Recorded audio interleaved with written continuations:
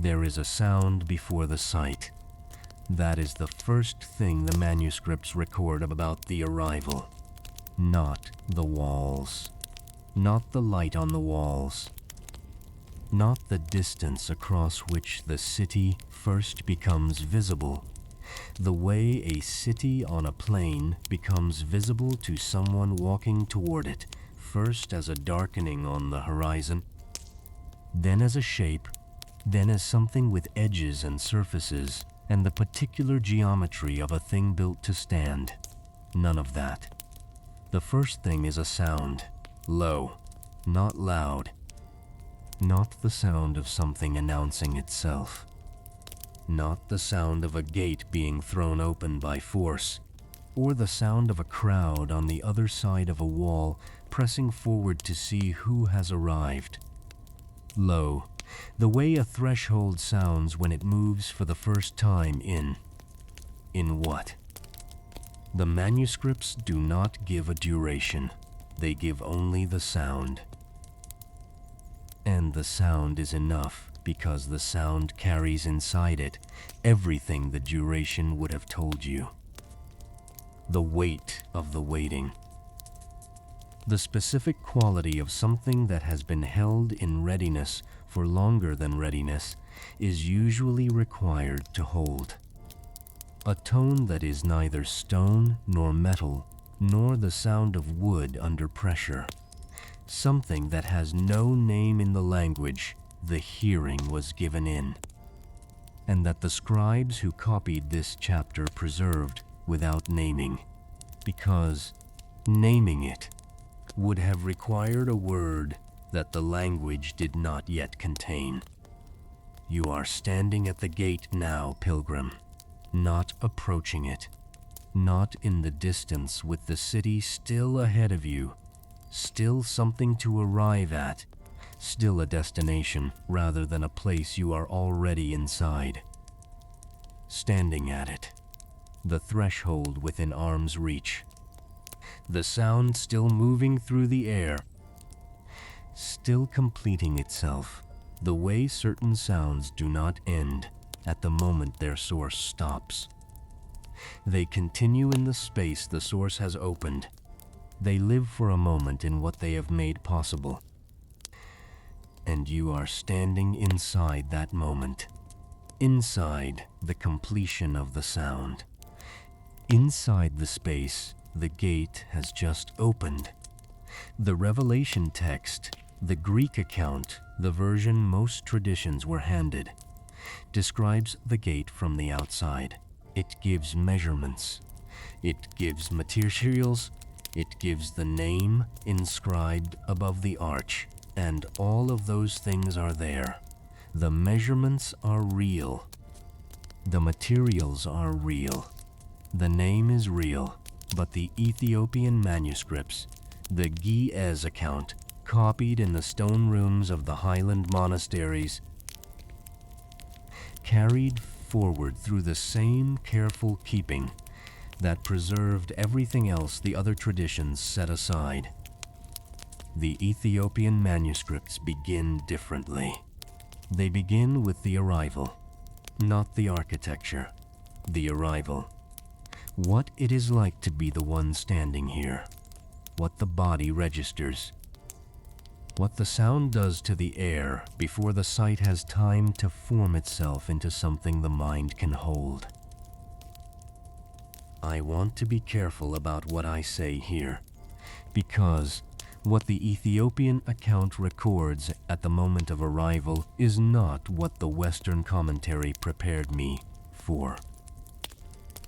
The Western commentary on Revelation 21, the chapters and centuries of careful theological attention that the Greek text received, focuses on what the city looks like, and it looks like something. The account is precise about this. Jasper walls. The wall itself, 144 cubits. The Ge'ez manuscripts preserve this measurement. In the specific unit, the Ethiopian scribal tradition cross-referenced against the wilderness tabernacle and found to be not a coincidence. The foundation stones.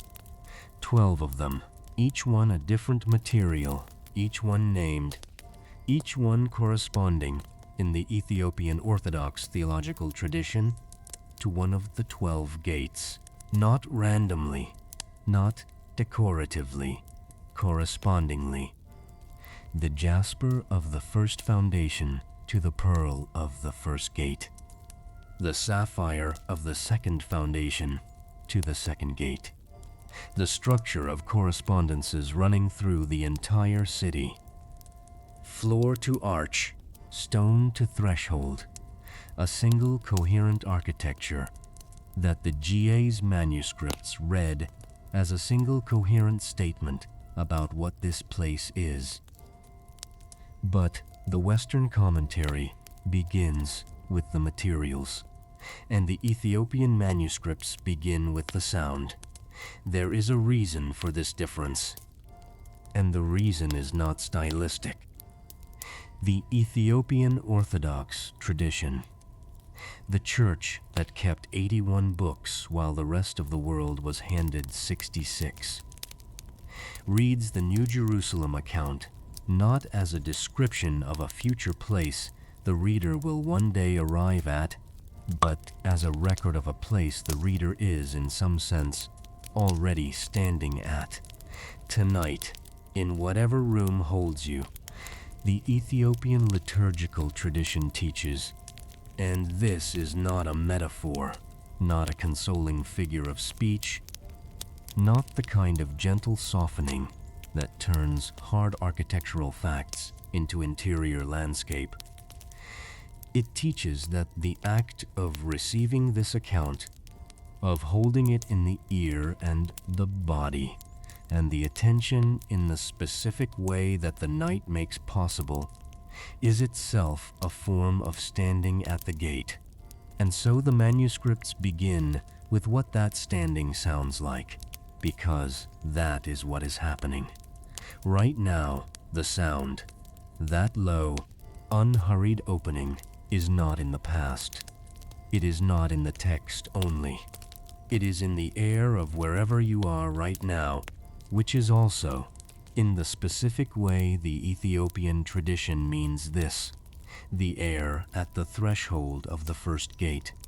Both of those things at once, without contradiction. The way the Berur walls of Enoch's vision were both light and material at once, both radiance and surface, both the thing the eye sees and the thing the hand touches.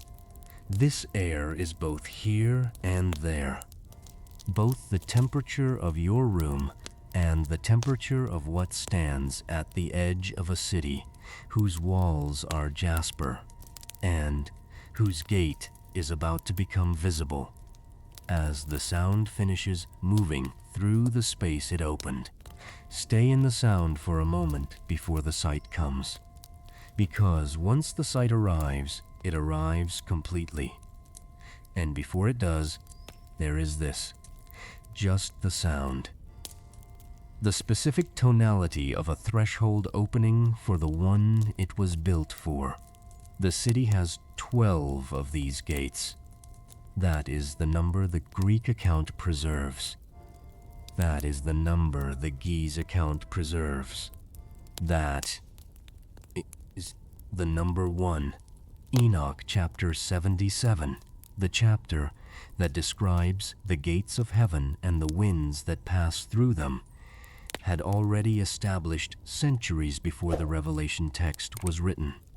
12 gates, and each one faces a different direction, not symmetrically, not evenly distributed around a compass, rose the way a city planner might arrange entrances for maximum traffic efficiency.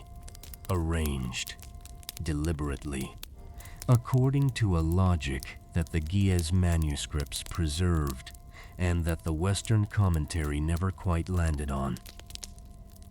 A logic that is not about geography, not about which way the wind blows in ancient Palestine, not about the cardinal directions as navigation tools for travelers approaching the city from different regions. A logic that is about who was always coming, from every direction.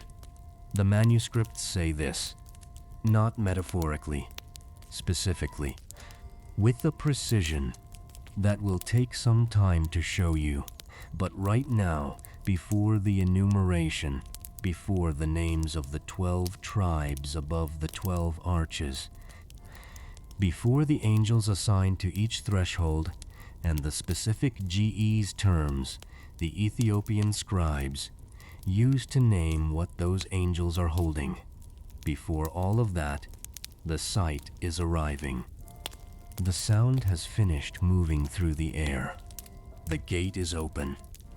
And the first thing the vision shows, the first thing the GE's account records after the sound and before the measurement, is light. Not the light of the city behind the gate, not the ambient brightness of a place whose lamp is the glory itself. The light of the gate itself, a single pearl. And this is the detail that the Ethiopian manuscripts spend time with, in a way the Western commentary moves past. A single pearl, large enough to be a gate, which means a single living thing, formed by pressure and time, and the specific patience of a creature that does not know what it is making, only that the making is its nature. Large enough to be an entrance into a city whose wall is 144 cubits high. Think about what that requires. Not in terms of biology, not in the direction of the question that wants to know what creature could produce something so large, but in terms of time. How long does it take to make a pearl that is an entrance through a wall that is 144 cubits tall? The manuscripts do not answer this. They record the fact. They record it the way a witness records what they saw, not what they understood, what they saw. And what the witness saw, standing at the first gate of the holy city, is this. The pearl is not white. That is the detail the manuscripts preserve, that most translations quietly absorb into their general description of brightness. The GE's account is specific. The pearl is not white. It is the color of something that contains light rather than reflects it. The color of a surface that has no shadow side, not because the light is coming from all directions, but because the material itself is the source. A gate made of something that produces its own illumination. An entrance whose surface you could press your hand against and feel. Solid, real, cool at the edges, and that is also, at its core, radiance. Brightness that has taken form, light that has been given enough weight to stand upright and hold an arch. The sound has led here, to this surface, to this color that has no name in the language the seeing was given in. The gate is open, the threshold is within reach, and what stands behind it?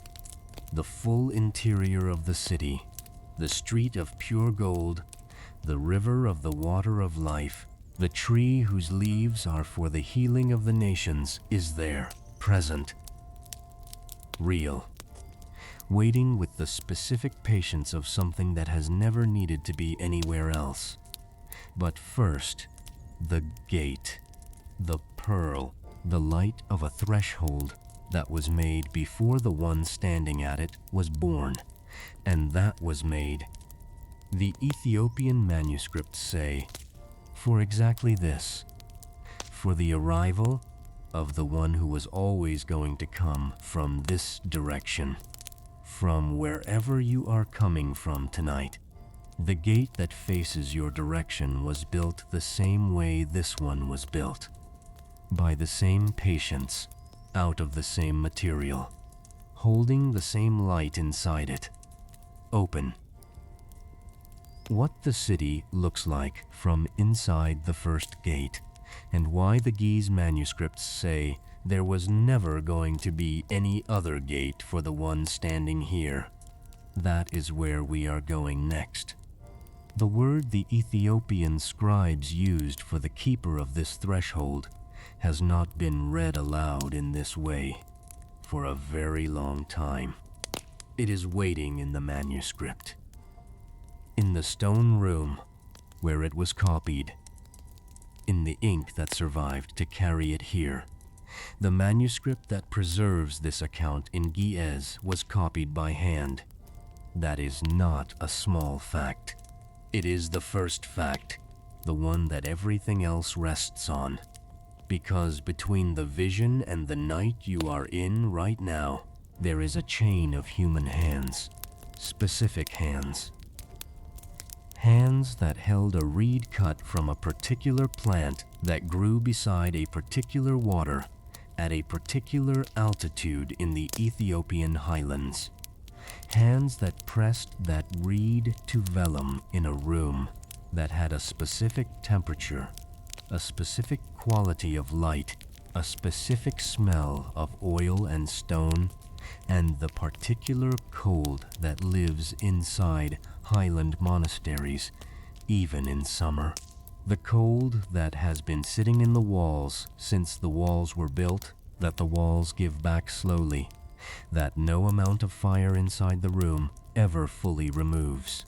Those hands copied what you are hearing tonight, word by word, line by line, in a language that has not changed its liturgical form in 1500 years. A language still spoken in the stone churches of the highlands, still sung in the pre-dawn services of the Ethiopian Orthodox tradition, still pressed reed to vellum in the monasteries where the copying continues. Ge'ez, the sacred tongue, the one that kept what the other traditions set aside. And in that language, in those manuscripts, the account of the holy city begins with a word that the Western translations do not carry. The word is Bä'al. In Ge'ez, Bä'al does not mean gate. That is the first thing to understand. The Western translations of the Revelation account, working from the Greek, working from the Latin Vulgate, that the Council of Carthage in 397 of the Common Era standardized for the Western Church, use a word that means entrance, a gap in a wall, an architectural opening through which movement is possible. That is a precise and accurate translation of what the Greek says. But the Ethiopian scribes, working in Ge'ez, working from a textual tradition that predates the Council of Carthage and runs alongside the Greek rather than being derived from it, chose a different word, Bä'al. And Bä'al does not mean an opening in a wall. Bä'al means the lord of a threshold, not the threshold itself, not the architectural feature, the one who holds the threshold, who stands at it, who is responsible for it, who has been assigned to it, and whose identity is in some sense bound up with it. In the Ethiopian Orthodox tradition, Bä'al carries a weight closer to custodian than to gate, closer to guardian than to entrance. When the Ge'ez manuscripts describe the 12 Bä'al of the Holy City, they are not describing 12 doors. They are describing 12 presences, 12 beings whose entire existence is oriented toward the threshold they keep. 12 positions of permanent, patient, unhurried watchfulness at the 12 openings of a city that was built to receive everyone who was always going to come. The scribes who chose this word were not improvising. They were not reaching for a synonym because the right word was unavailable. Ge'ez has a word for entrance. It has a word for gate in the architectural sense. The scribes chose Bä'al deliberately, in the same way that the Ethiopian Orthodox tradition has always chosen deliberately. When the text could go in more than one direction, because the tradition understood that what stands at the threshold of the holy city is not an architectural feature. It is a presence, and a presence requires a different kind of word. I want to show you the manuscript now, not a description of it. The manuscript itself, what it looks like, what the page feels like to hold, what the specific room in which it was copied was like. Because the Ethiopian scribal tradition believed, and this is not a belief the Western textual tradition shares, which is part of why the two traditions produced such different manuscripts, that the conditions under which a sacred text was copied were part of the text, that the room was not incidental, that the cold in the walls was not incidental, that the specific quality of the lamplight falling across the vellum at the moment the scribe pressed the reed to the page was not incidental. All of it was part of what was being preserved, the manuscripts of Gondar, the highland city in the Amhara region of northern Ethiopia, the city that became the center of Ethiopian manuscript culture in the 17th century, that still holds in its churches and monasteries some of the oldest continuous scribal traditions on earth. Those manuscripts were copied in rooms built for exactly this purpose. Not libraries in the Western sense, not archives. Rooms built for the work of copying, low ceilings of dressed stone, floors of compressed earth, a single small opening in the wall that faced east, not for ventilation, not for view, oriented east because in the Ethiopian Orthodox tradition, the direction of the rising light is the direction of the living word, and the scribe should have that direction present in the room while working. One lamp, usually one. The Ethiopian scribal tradition used a specific kind of oil lamp, a shallow clay dish with a wick of twisted fiber that produced a soft, amber, directional light, not the diffuse brightness of a room fully lit. A pool of illumination large enough for the page and the hands, and not much else. The rest of the room in varying degrees of shadow. The scribe working at the edge of the light, with the darkness of the rest of the room present behind them, the way silence is present behind a voice, not as absence, but as the condition that makes the voice possible. In that room, in that light, by those hands, the word Bä'al was pressed into the vellum of the manuscript that preserves the account of the holy city's 12 thresholds. It appears 12 times on the page, once for each gate. Arranged in the order the account gives them, 3 on the east, 3 on the north, 3 on the south, 3 on the west. Each appearance of Bä'al followed by the direction it keeps, then the name of the tribe whose identity is written above it, then, in some manuscripts but not all, the name of the angel whose watchfulness makes it what it is.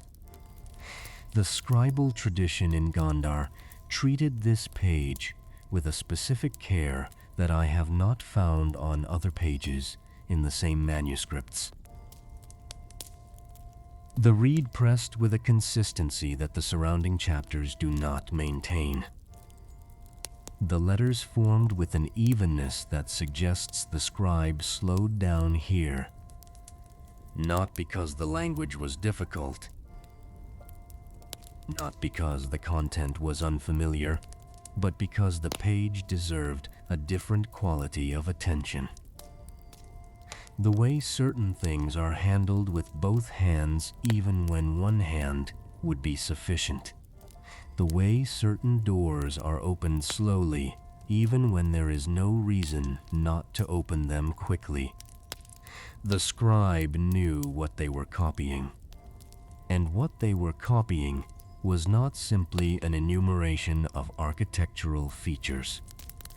It was a record of who was waiting at each threshold, a complete account of the presences assigned to the 12 openings of the city that the tradition had always understood as the destination toward which all of history was walking.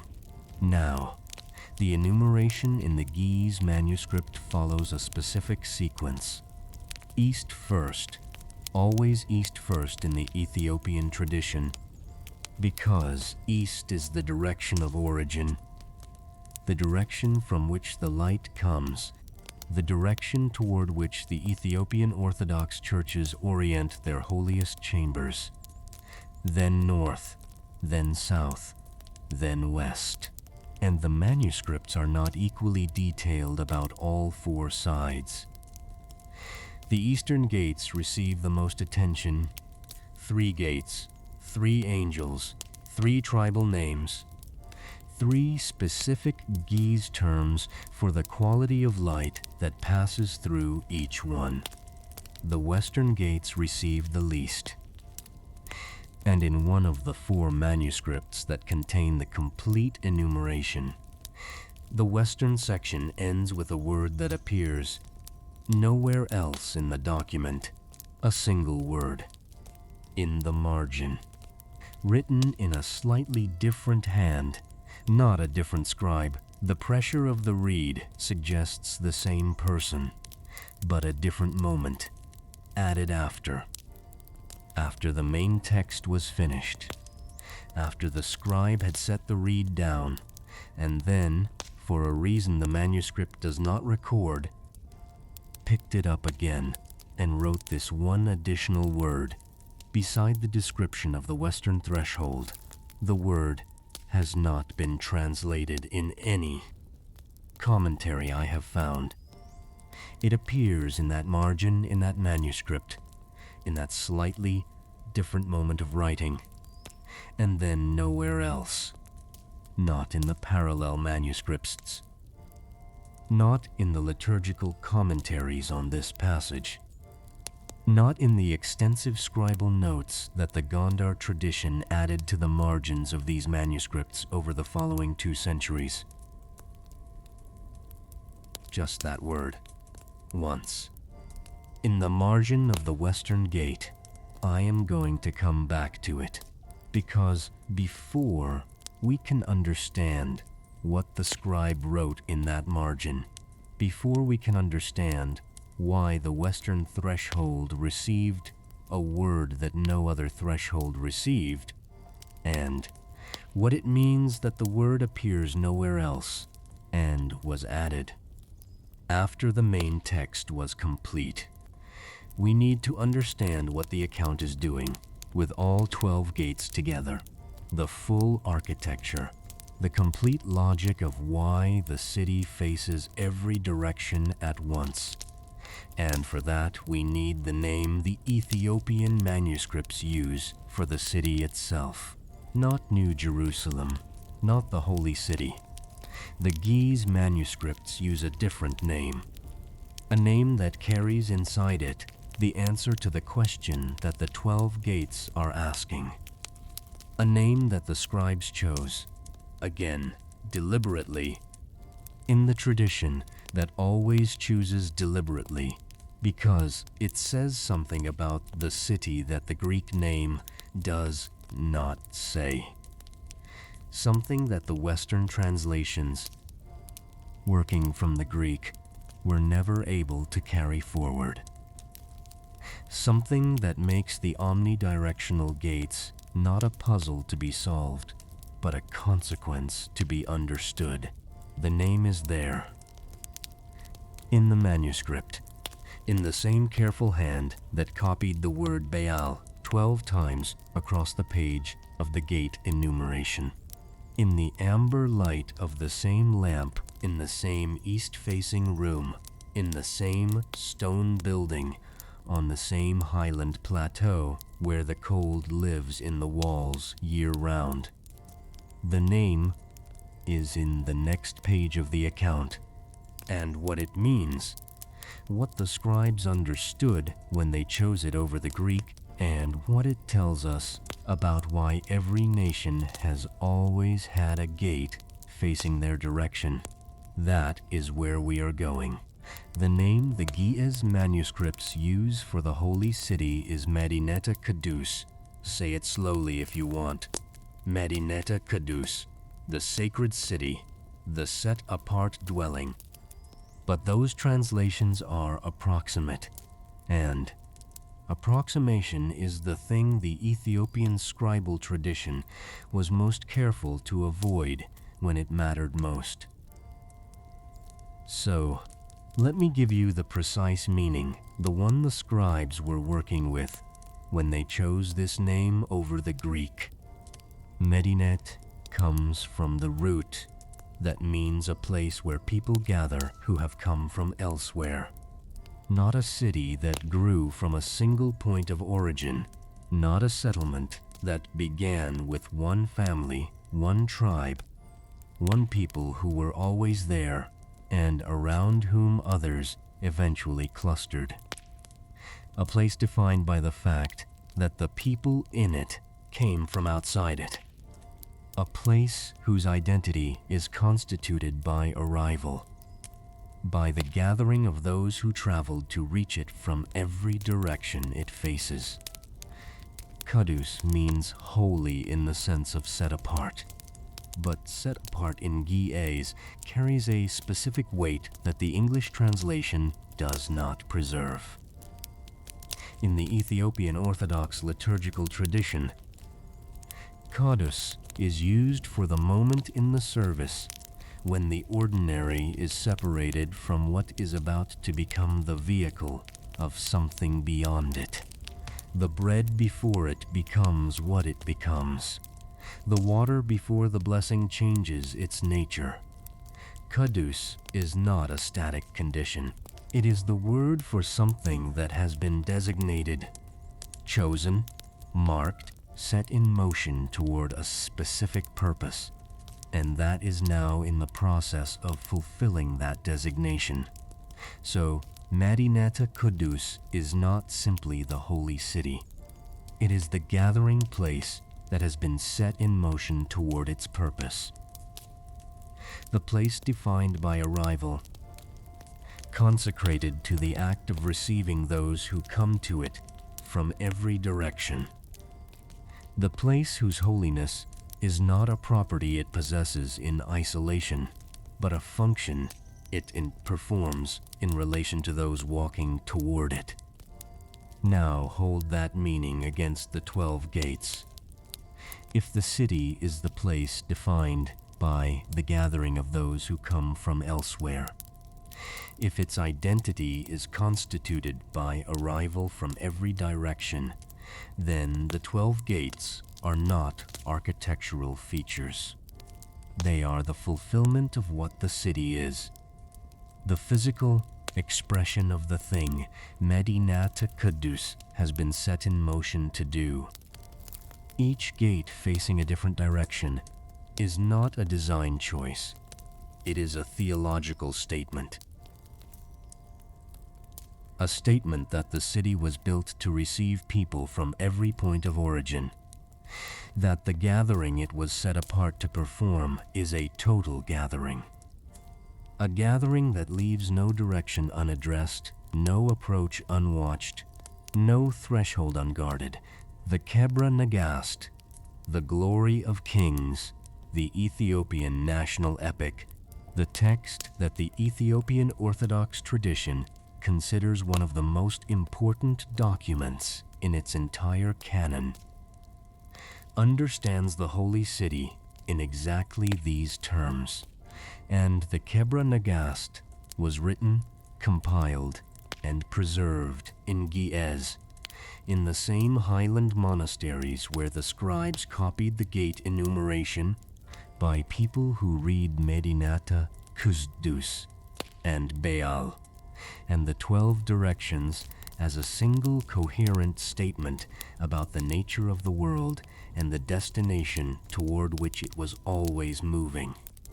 The Kebra Nagast's central argument, and it is an argument, a sustained theological claim made across 117 chapters, is that the covenant was never the exclusive possession of one people, that the glory departed Jerusalem not as a punishment but as a movement, that what was carried out of the temple by Menelik, the son of Solomon, and the queen of Sheba, was not stolen but transferred, moved to its next location in a journey that was always going to take it further than Jerusalem, further than any single nation's borders, into the full world that the city of Mädinätä Qəddus was built to receive. This is the theological ground on which the Ethiopian tradition stands when it looks at the 12 gates of the holy city facing every direction. It is not reading a puzzle. It is reading a confirmation. The city faces every direction because the glory was always going to travel in every direction. Because the covenant was always going to be carried by people walking from every point of the compass toward the same destination. Because the gates were built before the travelers began walking, and were built facing the directions those travelers would come from, and have been open since before the first foot was placed on the first road. The Kebra Nagast uses a specific phrase for this understanding. In Ge'ez, Kəllü Alam yəmaṣṣə'u, all the world will come. Not all the world might come, under the right conditions, if certain things go well, will come. The completion of the action already contained in the verb, the certainty of it already present in the grammatical form. All the world will come. And because all the world will come from every direction, the city was built with gates in every direction. The gates are not anticipating the arrival. They are already receiving it, already open, already oriented toward the roads that every nation is walking on right now. I want you to feel the weight of what the Ethiopian scribes understood when they wrote this down, because they were not writing it from a position of power. They were not the dominant theological tradition. They were not the institution whose decisions shaped what the rest of the world received or did not receive. They were a tradition that had survived invasion, that had carried its manuscripts across mountains in cedar chests, that had copied these texts in rooms where discovery sometimes meant death, that had looked at the Council of Carthage in 397 and the Council of Laodicea in 363 and said, quietly, without confrontation, without proclamation, we are keeping what we were given, all of it, and what they kept in the Kebra Nagast and in the gate enumeration and in the word Mädinätä Qəddus was this: the city was never built for one people, it was built for the world. And the gates prove it, 12 of them, facing every direction, each one marked with the name of a tribe, yes, But the tribes are not barriers. They are not designations of who is permitted and who is not. In the Ethiopian reading, the tribal names above the gates are the names of the paths. The gates named for the 12 sons of Israel are named for the 12 directions of the covenant's travel. The gate named for Reuben is the gate through which the people who traveled the path Reuben's line traveled will enter. The gate named for Simeon is the gate for the path of Simeon's dispersal into the nations.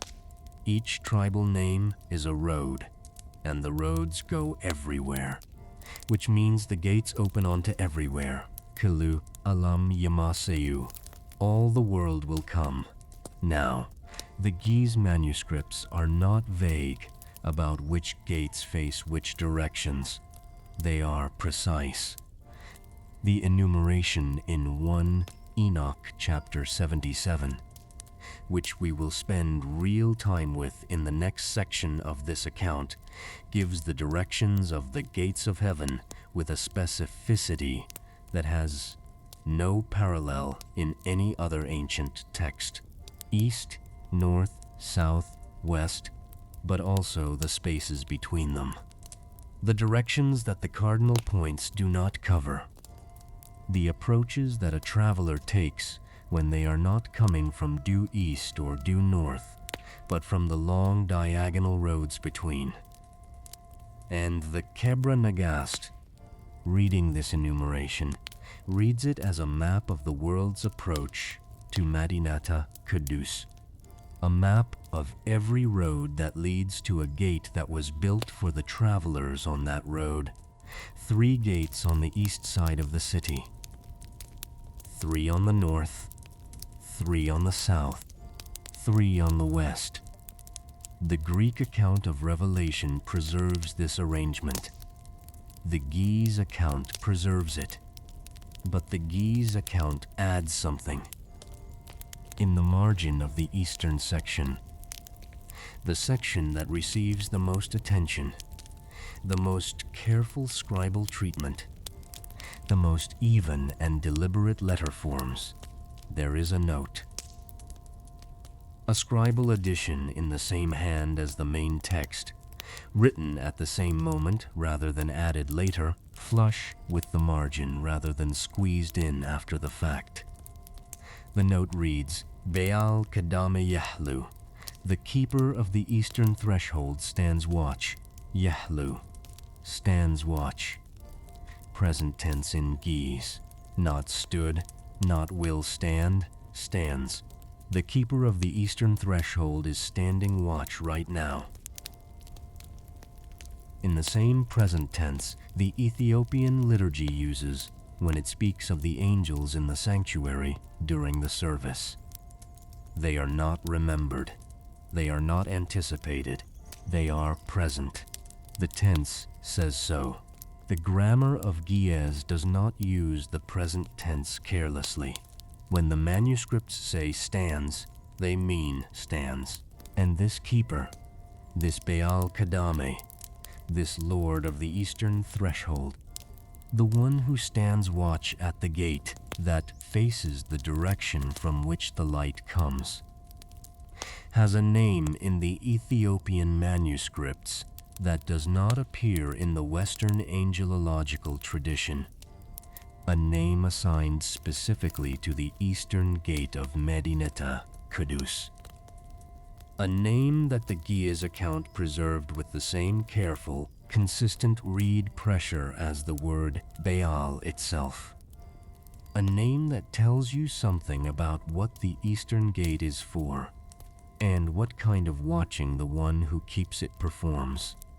That name, and what it means, and what it tells us about all 12 keepers, and why the arrangement of gates in every direction is not a design choice, but a completed act of welcome. That is exactly where the next section of this account is going. The name of the keeper of the eastern gate is Uriel. Not the Uriel of the Western angelological tradition, not the figure who appears in late medieval European iconography holding a flame or a book. The fourth archangel added to lists that were already contested, the one whose canonical status the Western Church debated and periodically removed, depending on which council was sitting and what they had decided about the boundaries of the acceptable. That Uriel exists. That tradition is real. But it is not the Uriel, the Gaia's manuscripts assigned to the eastern threshold of Mädinätä Qəddus. The Uriel of the Ethiopian Orthodox canon is a different presence. Older, more specifically described. Given a role that the Western tradition never fully articulated because the Western tradition did not have access to the manuscripts in which that role was recorded. The Ethiopian manuscripts, drawing from 1 Enoch, from the liturgical commentaries of the highland monasteries, from the specific Ge'ez angelological tradition that developed independently of the Latin and Greek traditions and preserved things both of them lost, describe Uriel as Bä'al Kadame in a way that is inseparable from what the Eastern Gate is. In Ge'ez, his fuller title is Uriel Tsehay, Uriel of the sun, Uriel of the light that comes before dawn. Not the light of noon, not the full brightness of a sky with nothing between the eye and the source, but the specific light that arrives before the sun itself is visible, the light that comes first. The announcement before the thing announced. The brightness that reaches the earth before the source of that brightness has cleared the horizon. Uriel Tsehay stands at the Eastern Gate because the Eastern Gate is the gate of first light, the gate through which the announcement arrives before the fulfillment, the gate that faces the direction from which everything that is coming has always come first. The Ethiopian Orthodox liturgy invokes Uriel Tsehay specifically during the pre-dawn hours of the morning service, the hours between 2 and 4 in the morning, when the churches in the highlands begin their worship in complete darkness, and Uriel is called by name as the one who holds the light in readiness before it is released. He is not asked to bring the light. He is acknowledged as the one who is already holding it, already at the gate, already in position, already standing watch in the present tense that the gaze margin note uses.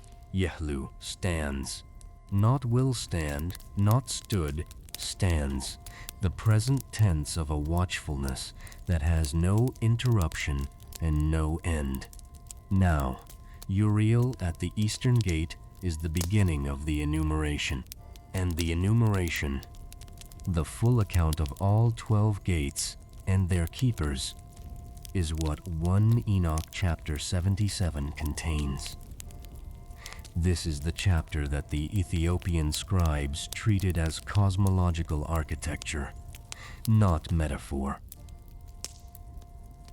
Not spiritual allegory in the sense the Western commentary tradition came to use that word, a meaning that points away from itself towards something more real behind it.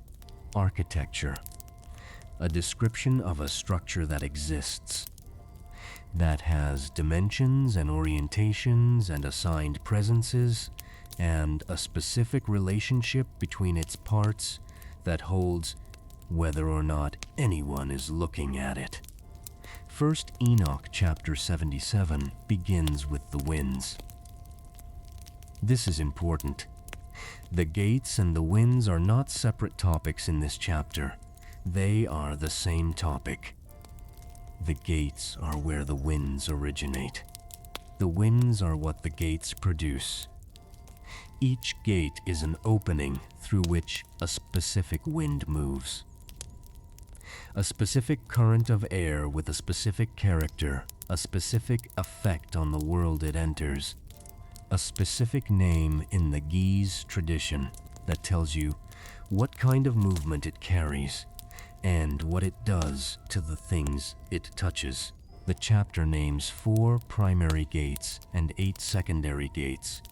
4 gates at the cardinal points, east, north, south, west, and 8 gates at the spaces between them. The spaces that the cardinal points do not cover, the long diagonal approaches, the directions a traveler takes when they are not walking due east or due north, but along the roads between, the roads that most of the world's travelers have always walked, because most of the world does not sit at a cardinal point, but somewhere between them. 12 gates total, each one producing a wind, each wind named, each name carrying in the Ge'ez tradition a specific meaning that the English translation cannot carry without explanation. Let me give you the 4 primary gates first, then the 8. Then we will come back to the 3 among the 8 that appear in the Ethiopian enumeration, in a form that no other ancient tradition preserved, the Eastern Gate. Kame in Ge'ez. The word means before in the sense of what comes first, before in time as well as before in position. The Eastern Gate is not simply the gate that faces east. It is the gate of priority, the gate of what arrives first. Uriel Tsehay stands here because the light he holds is the first thing. The wind that comes through the Eastern Gate in 1. Enoch, chapter 77, is described in the Ge'ez manuscripts as the wind of beginning. Not the wind of spring in the agricultural sense, though the Ethiopian tradition connects it to the season of new growth. The wind of beginning in the sense of what sets things in motion, the current that initiates, the movement that makes all other movement possible by being the first movement, the Northern Gate. Simon in Ge'ez. The word carries a meaning that the simple translation north does not convey. Samon in the Ethiopian tradition means the direction of the hidden, the direction from which things come that have not yet been seen, that have been traveling toward you without your knowledge, that arrive, having already been in motion for a long time before you were aware of them. The Northern Gate is the gate of what was already coming. The wind through the Northern Gate in 1 Enoch, chapter 77, is the wind that the Ge'ez manuscripts call the wind of the unseen approach. The wind that carries things from beyond the range of what was visible. The angel assigned to the Northern Gate in the Ethiopian tradition stands watch specifically for the arrival of those who did not know they were coming, who found themselves at the gate without having intended to be there, who arrived by a road they did not know they were walking, until they looked up and the gate was in front of them, the Southern Gate. Dehnat in Ge'ez. Dehnat means the right side. In the Ethiopian tradition, the south is the direction of the right hand of someone facing east, the direction of the favored side, the direction of the active hand. The wind through the Southern Gate is described in 1 Enoch, chapter 77, as the wind of warmth and ripening, the wind that completes what the eastern wind began. the gate of fulfillment. The place where what was set in motion from the east arrives at its completion in the south. The Ethiopian scribes connected this gate specifically to the theology of the Kebra Nagast, the direction from which Ethiopia walks toward the city.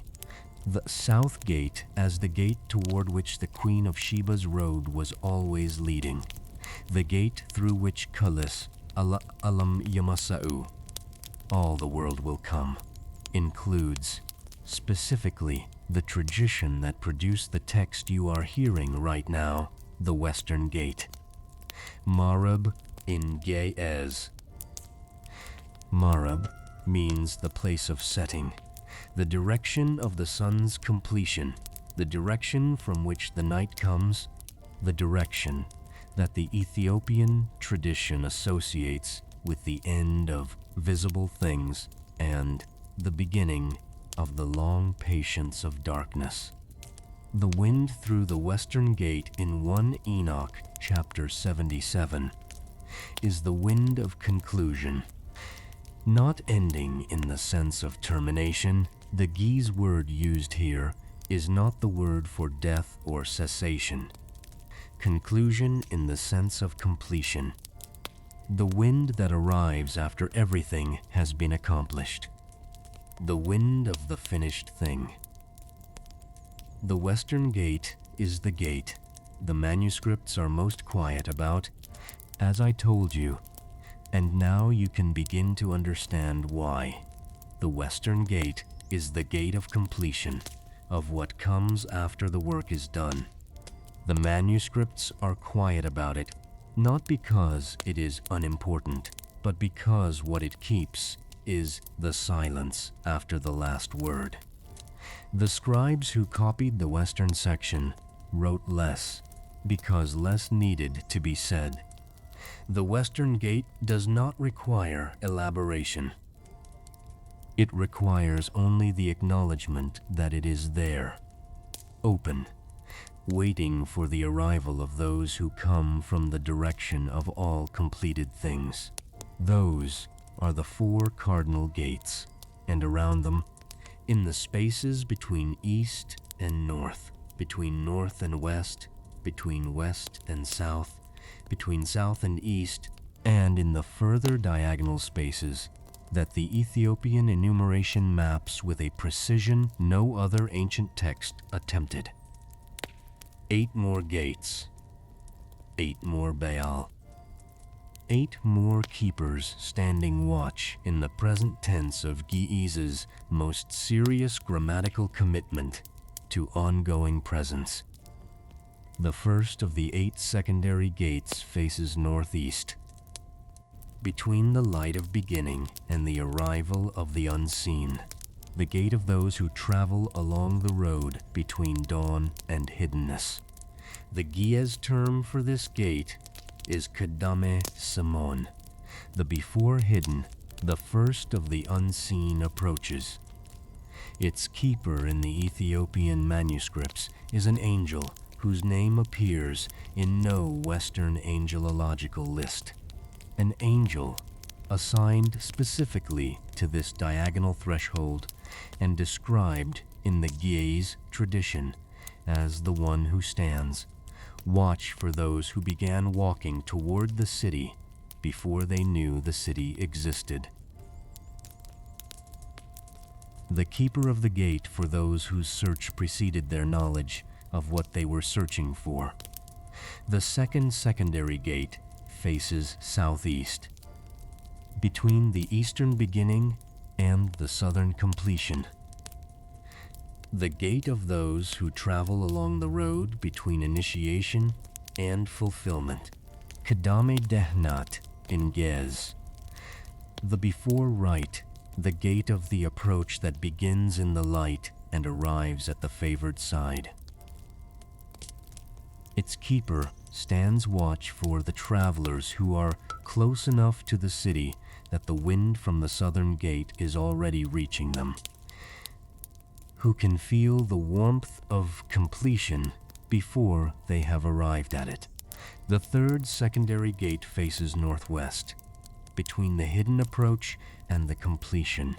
Sumon Marub in Ge'ez, the gate of those who did not know they were coming and are now arriving at the end. The keeper of this gate stands watch for the travelers who looked up and found themselves not only at the gate, but almost through it, who arrived at the threshold of completion without a clear memory of having traveled the road that brought them there. The fourth secondary gate faces southwest, between completion and the favored side. Marub Dehnat, the gate of the finished approach from the right hand. The keeper stands watch here for those in whom the work is already done, those who arrive having been completed by the road rather than by their own effort. The gate for those the road itself carried, and then there are three more. Three gates in the Ethiopian enumeration that do not appear in the same form in the Greek account of Revelation. Three gates whose directions and whose keepers the Ge'ez manuscripts describe in terms that have no parallel in the Western tradition. Three positions in the full compass of Mädinätä Qəddus that the Ethiopian scribes preserved with the same careful reed pressure as the cardinal gates, with the same present tense watchfulness, with the same deliberate choice of words that carry more than their surface meaning. The first of these three, its direction in the Ge'ez manuscripts, is given as Kadame Dehnat Samon, a compound direction, a direction that the cardinal system does not have a name for, a direction that sits between three of the primary gates simultaneously, between east, south, and north, in the space that the four-point compass cannot map, but that the Ethiopian enumeration names precisely because the tradition understood that not all travelers walk roads. The cardinal system can describe. The keeper assigned to this gate in the Ge'ez manuscripts, the angel whose name the Ethiopian scribes pressed into the vellum with the same care they gave to Uriel Tsehay at the eastern gate, has a name that appears in exactly one other place in the entire Ethiopian canonical tradition.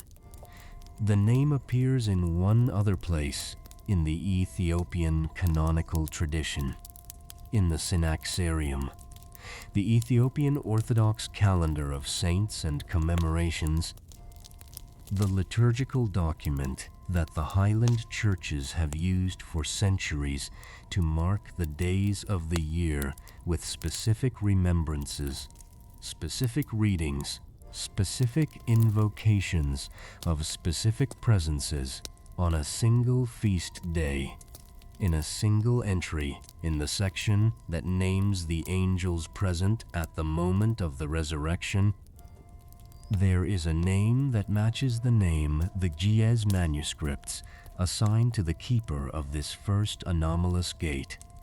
The name is Phanuel. In the Western tradition, Phanuel appears once, briefly, as the name of Anna's father in the Gospel of Luke. A genealogical detail, a name attached to a human figure and then released. The Western tradition did not develop a theology of Phanuel, did not assign him a role in the angelic order, did not place him at any threshold or assign him any watchfulness. The Ethiopian tradition did. In the Ge'ez manuscripts, Phanuel is not a human genealogy. Phanuel is an angel of presence. The specific Ge'ez phrase used for his function is Phanuel Zakomowa Kadama Egziaber, Phanuel who stands before God, not beside, not near, before. in the specific position of one who faces the source directly, who is oriented toward it completely, whose entire existence is constituted by that orientation. The Gia's word komawe here is the same word used in the liturgy for the posture of the priest at the moment of consecration, standing before, facing, fully turned toward the source. And this is the angel assigned to the gate that faces the compound direction Kadame Dehnat Saman, the gate between east, south, and north, the gate for the travelers. Because the gate for the travelers who do not come from a single cardinal direction, but from the space between three of them, the travelers whose road cannot be named by the 4-point compass, because their journey did not begin at a cardinal point and did not follow a cardinal road. Why Phanuel here? Why the angel who stands before God at the gate that faces the compound direction? The Ethiopian scribal commentaries, the marginal notes added to the gate enumeration manuscripts over the centuries of the Gondar tradition, offer an explanation that I have not found in any Western source. The explanation is this: the compound gate is the gate for those whose approach to the city cannot be described in the ordinary language of direction, because their approach has been constituted not by geography but by orientation. They did not walk east or south or north. They walked toward. The direction of their walking was not a point on the compass. It was a facing, a turning of the whole self in the direction of the source. And the angel assigned to this gate is the angel who performs that same act on behalf of the city, who stands before God, facing the source, so that the gate he keeps faces the direction of all those who have been walking toward, rather than toward, a cardinal point. Phanuel's gate is for the ones who did not know the name of the direction they were walking, who only knew they were walking toward something, who could not have told you east or south or north, but could have told you, I am going. I have been going for a long time. And the gate was built for them. Their direction was mapped. Their threshold was assigned a keeper. Their arrival was anticipated before they began. That is the first of the 3 anomalous gates. The second faces a direction the Jez manuscripts name as Marab Samon, west-north, the completion that arrives from the hidden approach. The gate for those who come from the direction of finished things, combined with the direction of what was already traveling toward you without your knowledge. West-north, the direction of the thing that has already ended and is still arriving. This gate's keeper in the Ethiopian manuscripts is an angel named Sarakiel, not Sarakiel of the Western tradition, not the figure who appears in some apocryphal lists and disappears from others, whose function shifts depending on which manuscript preserves him and which leaves him out. Sarakiel in the Giez tradition is specific. His function is given in the manuscripts with the same precision as Uriel Tsehay's and Phanuel's. The Giez phrase for his role is Sarakiel Zayakawam Darak, Sarakiel who stands at the boundary not in the sense of a wall that prevents entry. The boundary in the sense of the edge of one condition and the beginning of another, the membrane between what has been and what is being received. Sarakiel stands at the gate of Marab Samon, because this is the gate for those who arrive at the threshold of the city having already completed something, having already traveled a road whose ending they may not have recognized as an ending until they found themselves here. The travelers who come from the west-north are the travelers who were already finished before they knew they had arrived, who reached the gate not because they walked toward it, but because the completion of what they were carrying brought them to it. The road ended and the gate was there.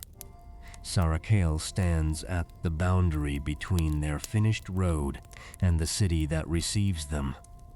The angel of the edge, the keeper of the membrane between what was and what is now, beginning for those who have arrived at the end of everything they knew how to carry. The Ethiopian scribal tradition connects Sarakel explicitly to a passage in 2 Baruch, the apocalyptic text that the Ethiopian Orthodox canon preserved while most Western traditions set it aside.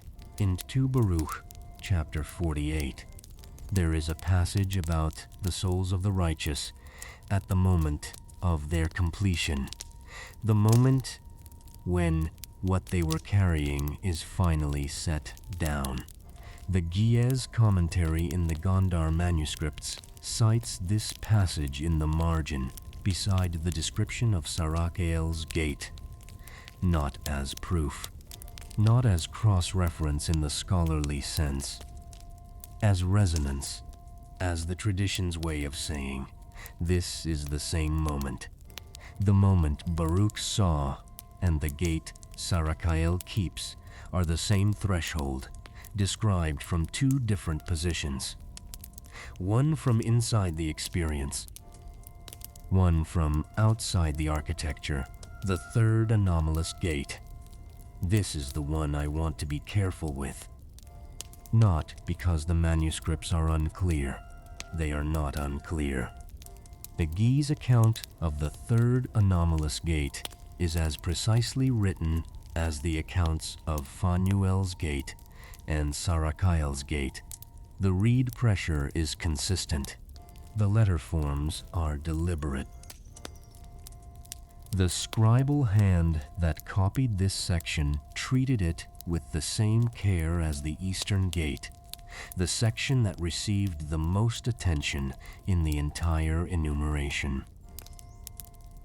I want to be careful because of what the gate's direction means when you understand the Ge'ez term for it, and because of what the keeper's role means in the Ethiopian tradition, and because together the direction and the keeper and the role, they say something about the 12 gates as a complete architecture that changes the way you understand all 11 of the others. The direction of the third anomalous gate is given in the Ge'ez manuscripts as a single compound word, Kəllü Alam, all before, all east. The direction that is not a diagonal between 2 cardinal points, but a convergence of all the before directions simultaneously. The direction that all the eastern approaches share, the common element of every gate that faces any degree of east, any portion of the direction from which the light comes, any road that has been walking toward the source, Kəllü Alam, is not a geographic direction. It cannot be found on a compass. It is a theological direction, the direction of total orientation toward the origin. The gate that collects all the before roads into a single threshold. The gate for those who have been walking toward the light from every possible eastward angle, from the northeast and the southeast and the due east and the compound east of Phanuel's diagonal and whose arrival at Mädinätä Qəddus brings all those roads to a single convergence point. The keeper of the Kəllü gate is named in the Ethiopian manuscripts as Peniel. The name does not appear in the Western angelological tradition at all, not in the canonical texts, not in the contested apocrypha, not in the medieval lists that the Western Church compiled and debated and revised. Peniel exists in the Ge'ez manuscripts, and in the Ge'ez liturgical commentaries, and in the marginal notes of the Gondar scribal tradition, and nowhere else that I have found. His function is given as Uriel Tsehay Kəllü Masata, Peniel who gathers all arrivals, not who receives them one by one, who gathers them. Who holds the convergence? Who stands at the gate where all the before roads meet and performs the act of gathering that the gate's direction requires? Every traveler who has been walking toward the light from any eastward angle, from the first light of Uriel Tsehay's gate and the diagonal of Phanuel's compound approach, and the southeast warmth of the second secondary gate, and all the other angles of all the other approaches that had east in them. Every one of those travelers arrives, eventually, at the convergence point that Peniel keeps Kəllü Alam, the direction where all the before roads become one road.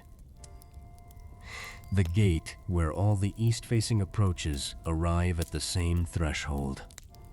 The keeper who gathers what all the other eastern gates have been receiving, who stands at the place where the full meaning of Mädinätä Qəddus, the gathering place, the city defined by the arrival of those who came from elsewhere, becomes visible in its totality, now hold all three of these anomalous gates together.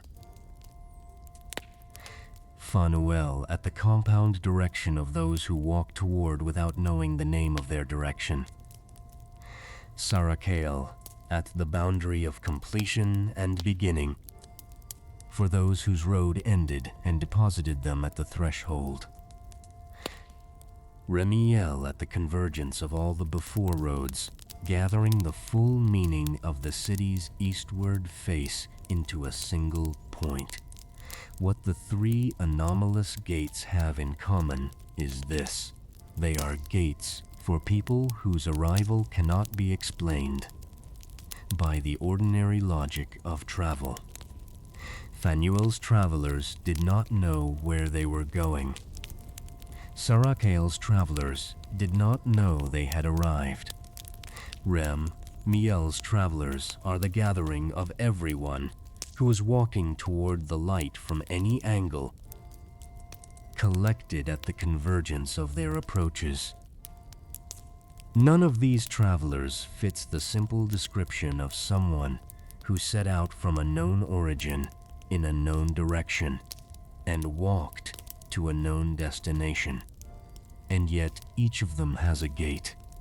Each of them has a keeper standing watch in the present tense. Each of them was anticipated before they began. The 12 gates of Mädinätä Qəddus, 4 cardinal, 8 secondary, 3 of those 8 anomalous in this specific way, form an architecture that accounts for every possible mode of arrival.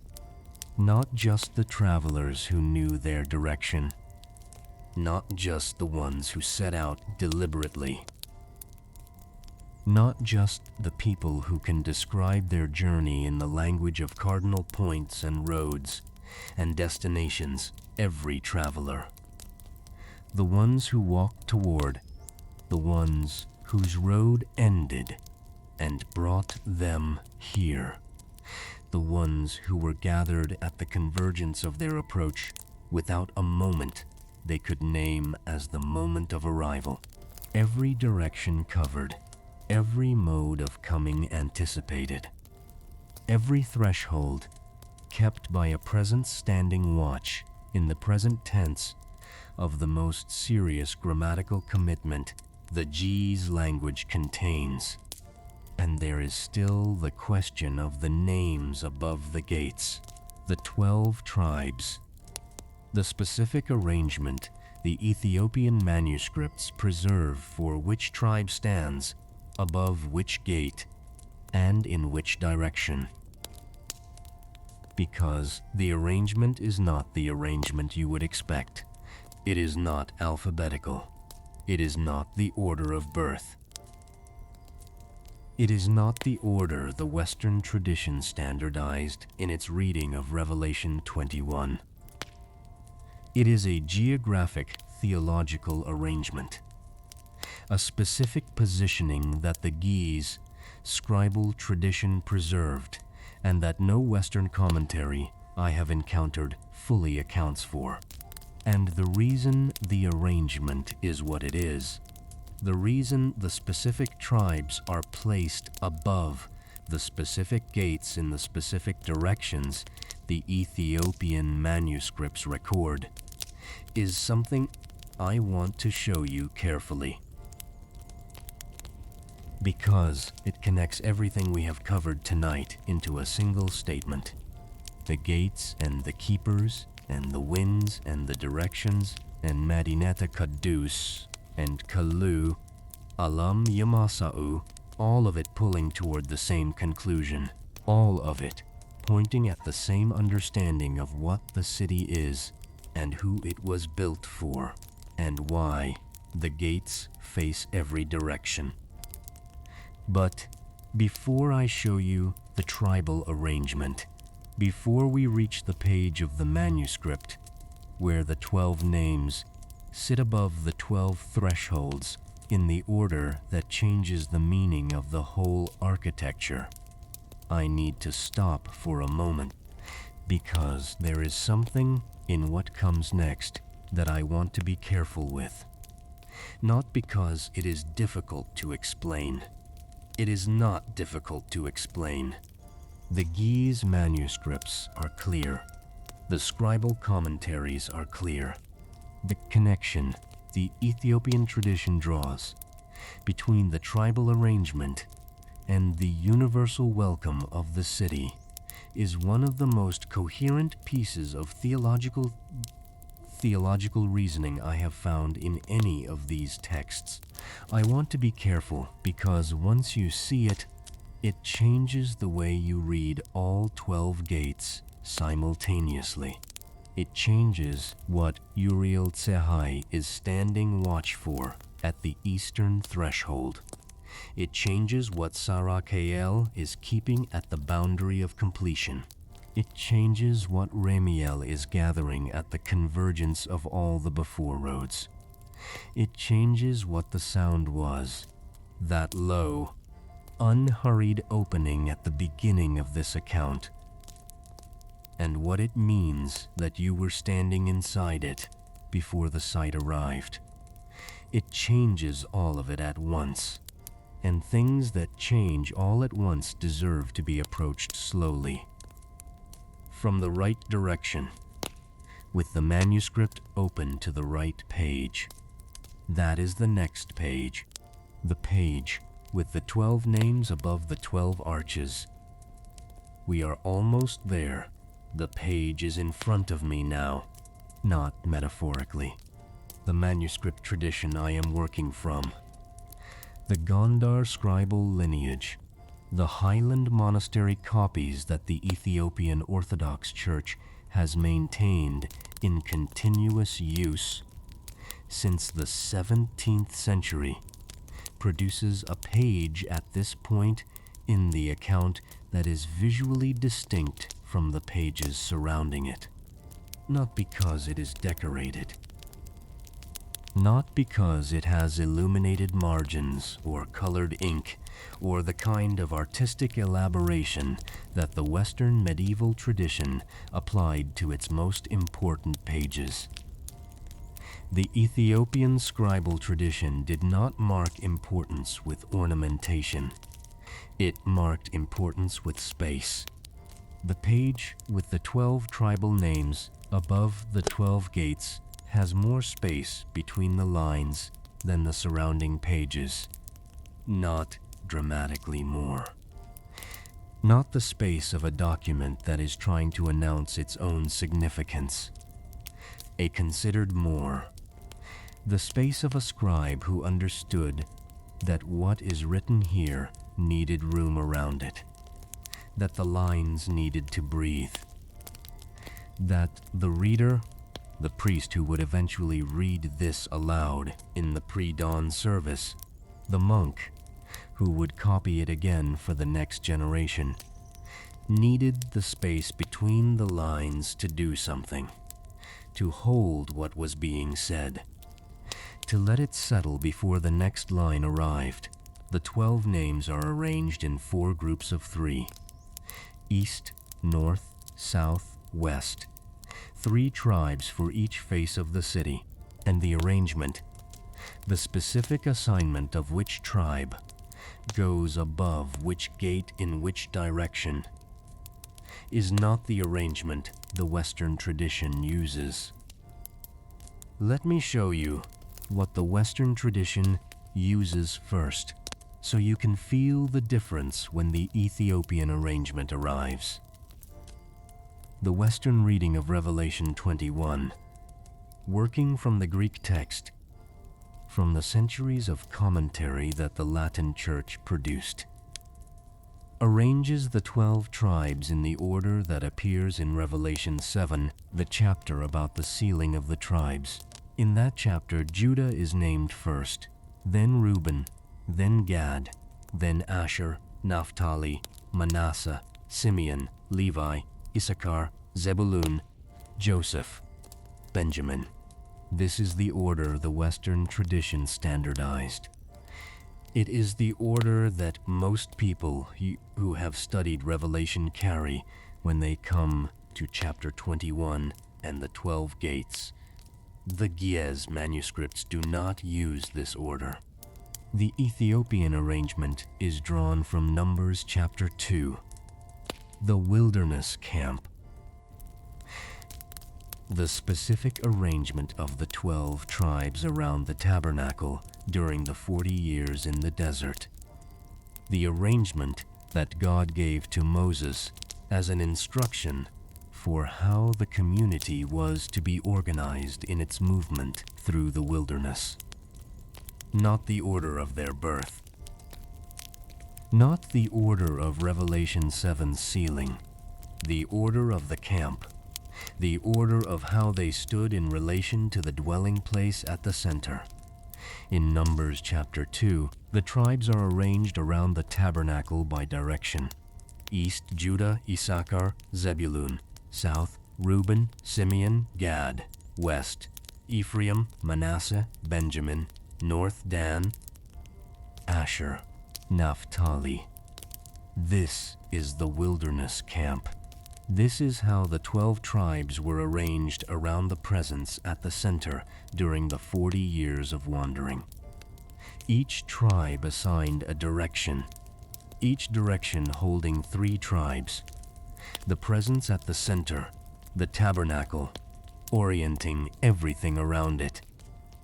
The Ethiopian manuscripts take this arrangement, the wilderness camp arrangement from Numbers chapter 2, and place it directly onto the 12 gates of Mädinätä Qəddus. East gates, Judah, Issachar, Zebulun. South gates, Reuben, Simeon, Gad. West gates, Ephraim, Manasseh, Benjamin. North gates, Dan, Asher, Naphtali.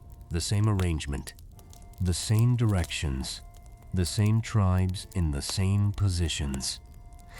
The wilderness camp and the holy city are the same architecture, expressed at 2 different moments in the same journey. That is what the Ge'ez manuscripts are saying with this arrangement. That the 40 years in the wilderness were not a detour from the destination. they were a rehearsal of it. The tribes arranged around the tabernacle in the desert were rehearsing the arrangement they would hold at the gates of the city, the way they stood in the wilderness, east, south, west, north, 3 tribes to each face, oriented around the presence at the center, is the way they stand at the thresholds of Mädinätä Qəddus. The camp and the city are the same. The temporary dwelling and the permanent dwelling share an architecture because they share a purpose. The presence at the center of the wilderness camp and the lamp of the glory at the center of the holy city are the same presence, expressed in 2 conditions, the condition of movement and the condition of arrival. This is what I told you would change everything.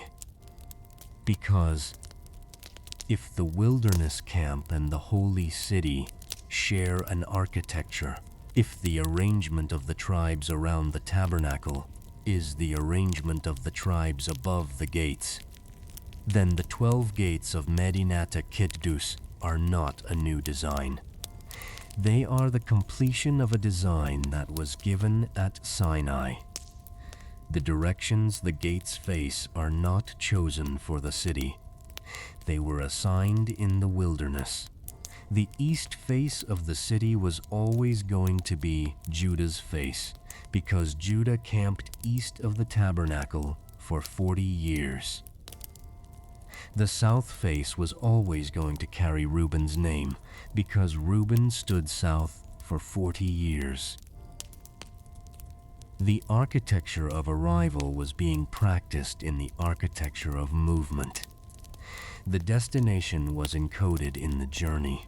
Now hold this against the Kebra Nagast's theology of Kəllü Alam yəmaṣṣə'u, all the world will come. If the gates are the wilderness camp transposed to the city, if the directions of the gates were assigned in the desert wandering, then the question becomes, what was the wilderness camp for? What was the purpose of the arrangement? Why did God give Moses specific instructions for how to orient the tribes around the tabernacle? Which tribe on which face? Which 3 groups of families in which direction? The Ethiopian scribal commentaries on this passage answer without hesitation. The wilderness camp was not for the tribes. It was for the nations. The 12 tribes arranged around the tabernacle were holding the directions open. They were keeping the approaches, the roads from every direction, oriented toward the presence at the center. They were not standing east and south and west and north for their own sake. They were standing there on behalf of everyone who would eventually walk toward the city from those directions. The east face of the camp was Judah's face, yes, but it was also the face that would eventually become the eastern gate of Mädinätä Qəddus, the gate through which Uriel Tsehay stands watch. The gate of the first light, the gate for everyone who has ever walked toward the source from the direction of the rising. The tribes in the wilderness were standing in for the nations, holding the directions, keeping the approaches oriented toward the center. For 40 years of wandering, the architecture of universal arrival was being maintained by 12 groups of people who may not have fully understood what they were doing. Who understood they were following an instruction? Who understood the instruction came from the presence at the center? Who kept their positions? East, south, west, north. Through the decades of through every camp and every movement and every morning when they woke and oriented themselves again toward the tabernacle. They were practicing the welcome that the city would one day extend to the world. The G's scribal commentaries use a specific phrase for this understanding, Tǝmhǝrt lä-Kəllü Alam, a teaching for all the world. The wilderness arrangement was a teaching, a demonstration held for 40 years in the body of a wandering community, of what the city at the end of all wandering would look like when it was finally built. The tribes were not just the recipients of the instruction, they were the instruction. Their bodies, their camps, their directions, east, south, west, north, were the lesson the world needed before the city could be understood. And this is why the Ethiopian manuscripts use the numbers arrangement rather than the Revelation 7 arrangement for the tribal names above the gates. Because the numbers arrangement preserves the teaching, it maintains the connection between the wilderness and the city, between the journey and the arrival, between the 40 years of practice and the permanent reality being practiced. To use the Revelation 7 order would be to sever that connection, to present the city as a new thing rather than as the completion of an ancient thing. The Ethiopian scribal tradition does not sever connections. It preserves them. It holds the full arc of the account together. Wilderness to city, camp to gate, Sinai to Mädinätä Qəddus, because the full arc is the meaning. Any portion of it, severed from the rest, becomes something smaller than what it is. Now, I need to show you something in the margin of this page. Beside the entry for the western gates, beside the names Ephraim, Manasseh, Benjamin arranged above the Marab face of the city, there is a note. Not the word I told you about earlier, the single untranslated word added after the main text was complete. A different note on this page. In this section, written in the same hand as the main text, at the same moment, in the same careful letter forms that the scribe used throughout this passage, 4 words. In Ge'ez, the note reads, Məntu yəmaṣṣə'u. Who are these who come? 4 words. A question, written in the margin beside the names of the Western Gate tribes. Ephraim, Manasseh, Benjamin, by the scribe who was copying the account of the tribal arrangement, in the middle of the work, at the moment when they had just written the Western names above the Western gates. Who are these who come? Not a rhetorical question. Not a question the scribe was asking as a way of making a theological point. A question, genuine. Written in the margin of a manuscript that preserves the complete architecture of the Holy City's gates by a person who had just copied the names of the tribes above the western thresholds, who understood the wilderness camp theology and the Kebra Nagast's Kəllü Alam, yəmaṣṣə'u, and the full arrangement of the 12 gates in all 12 directions, and who stopped in the middle of the work and wrote in the margin, Who are these who come? The question has no answer in the manuscript. Not on this page. Not in the margins of the surrounding pages. Not in the scribal commentaries that were added to this manuscript over the following 2 centuries. The question sits in the margin of the Western Gate entry, in the careful hand of the scribe who copied the gate enumeration and it receives no answer from the tradition that preserved it. I have read this page many times. Each time, the silence after those 4 words is longer. Məntu yəmaṣṣə'u. Who are these who come? The question the scribe wrote beside the western gates. Beside the gates of completion, of the wind of conclusion, of the arrivals that come from the direction of all finished things. Beside Ephraim and Manasseh and Benjamin standing above the Marib face of the city that was defined by the gathering of those who come from elsewhere. The scribe did not ask who stands at the gate, did not ask what the gate is made of, did not ask which wind moves through it or which angel keeps it, or what the Ge'ez word for its direction means in the liturgical tradition. Asked only this: who are these who come?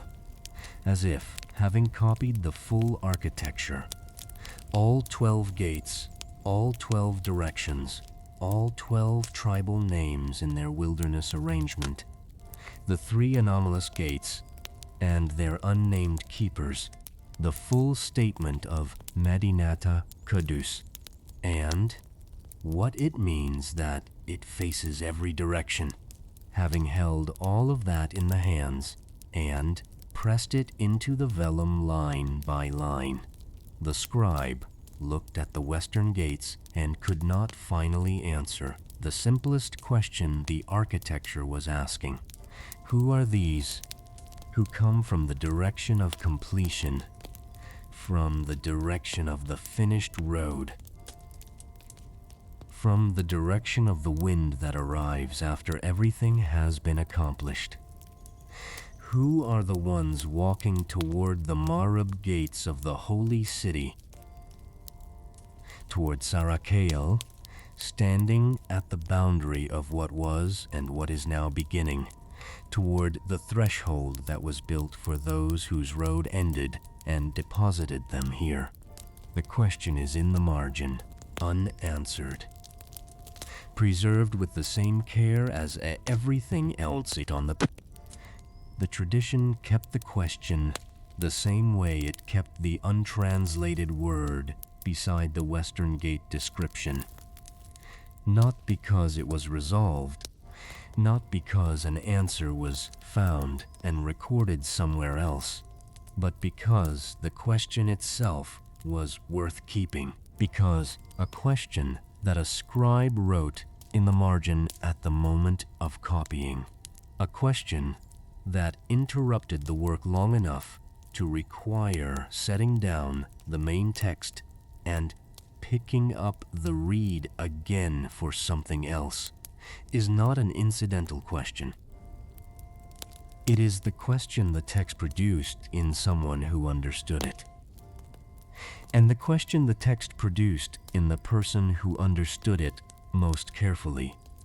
The scribe in the stone room in Gondar, in the amber light of the clay lamp, with the compressed earth cold underfoot, having just written the 12 names in the wilderness arrangement above the 12 gates of the gathering city, was not a theological question. Not a question about doctrine or tradition or the correct interpretation of a passage. It was a human question, the simplest possible question. The question anyone might ask standing at a gate watching a road. Who are these who come? There is a word in the Western Gate manuscript that has no translation, not because no one has tried, because every attempt produces something smaller than the word itself. It appears once beside the Marib entry in a form no other manuscript in the tradition uses. The scribal commentaries added over 2 centuries of careful margin work do not address it. They write around it, above it and below it, and never add it. The word was preserved. It was never explained. I have sat with that. I am not going to pretend otherwise. Some things in these manuscripts are not gaps waiting to be filled. They are the shape of something that did not fit the language available to it. The word is still there, in the margin, in the dark of the room where it was written, unanswered, kept. Come outside now, away from the manuscript, away from the page with the 12 names in the wilderness arrangement, and the scribe's 4 words in the margin, and the untranslated word sitting in its silence beside the western gate entry, away from the amber light of the lamp and the compressed earth floor and the cold in the stone walls of the Gondar scriptorium. Outside, into the air, into the view that no single page of the manuscript can give you, because no single page contains all 12 gates at once. Stand here. The wall of Mädinätä Qəddus is in front of you, 144 cubits high. Jasper, the material the Ge'ez manuscripts describe as brightness given the density of stone. Light that has been given enough weight to stand upright and hold a city inside it. The wall runs in both directions from where you are standing, east and west and around, the full perimeter of the city, enclosing everything the account has described, enclosing the street of pure gold and the river of the water of life and the tree whose leaves are for the healing of the nations, and the lamp that needs no sun because the glory is its light. The wall runs around all of it, and in the wall, in every face of it, in every direction it turns, there are gates. From here you can see them. Not all 12 simultaneously. The city is too large for that. The wall curves away in both directions before the far gates come into view. But enough. Enough to feel what the architecture is doing. Enough to understand what you are looking at when you look at a city that has decided to face every direction at once. 3 gates in the eastern face of the wall. You can see them from here if you turn toward the rising. 3 openings in the jasper, each one a pearl. Each one the color of something that contains light rather than reflects it. The color of a surface that produces its own illumination. And above each arch, carved into the jasper in letters that the Ge'ez manuscripts describe as letters of fire, that are also letters of stone, the names: Judah, Issachar, Zebulun, the wilderness east. The tribes that stood east of the tabernacle for 40 years, holding the eastern approach open, practicing the welcome that the city is now performing permanently. And at each threshold, barely visible in the brightness of the pearl gates, the presence of the keeper. Uriel Tsehay at the first, the light that comes before dawn, holding the announcement in readiness, standing watch in the present tense. Turn south. 3 more gates: Reuben, Simeon, Gad, the tribes of the southern camp standing above the Marib-facing thresholds, the Dehnat face, the right-hand face, the direction of warmth and completion, and the road the Ethiopian tradition has always understood as its own road. The road from the south toward the center. The road the Queen of Sheba walked. The road the Kebra Nagast traces across its 117 chapters. The long arc of the covenant's southward movement. The glory traveling in the direction the gates have always been facing. Arriving at the city through the thresholds that were built for it before it began to travel. Turn west, the Marib face, 3 gates, Ephraim, Manasseh, Benjamin, the wilderness west, the tribes that held the western approach to the tabernacle for 40 years, and Sarakael, barely visible at the boundary, the keeper of the gate of completion, standing at the membrane between the finished road and the city that receives those whose road has ended. The gate above which the scribe wrote in the margin of the page that is now back inside the scriptorium behind you. Məntu yəmaṣṣə'u. Who are these who come? The question the architecture is still asking. The question the city is still answering with its open gates and its present tense keepers and its permanent, unhurried, unconditional facing of every direction. Turn north, Dan, Asher, Naphtali, the Simon face, the face of the hidden approach, the face for those who were already traveling without knowing they were traveling, who find themselves at the threshold without a clear memory of having set out, whose arrival the keeper anticipated before they did. 3 gates, 3 pearl arches, 3 carved names above 3 openings in a wall of light that has become stone. And somewhere in the curve of the wall between these 4 faces, in the spaces the cardinal points do not cover, in the directions the 4-point compass cannot name, the 8 secondary gates, the diagonal approaches, the compound directions. Phanuel's gate for the ones who walked toward without knowing the name of their direction. Reuben's convergence gate, where all the before roads arrive at the same threshold. The other 5 secondary gates whose keepers stand watch in the same present tense, for the same reason, with the same permanence. 12 gates total, all of them open, all of them facing outward, all of them oriented toward the roads that are leading toward this city from every direction the world contains. This is the answer to the question this account has been carrying since the beginning. Why do the 12 gates of the holy city face every direction?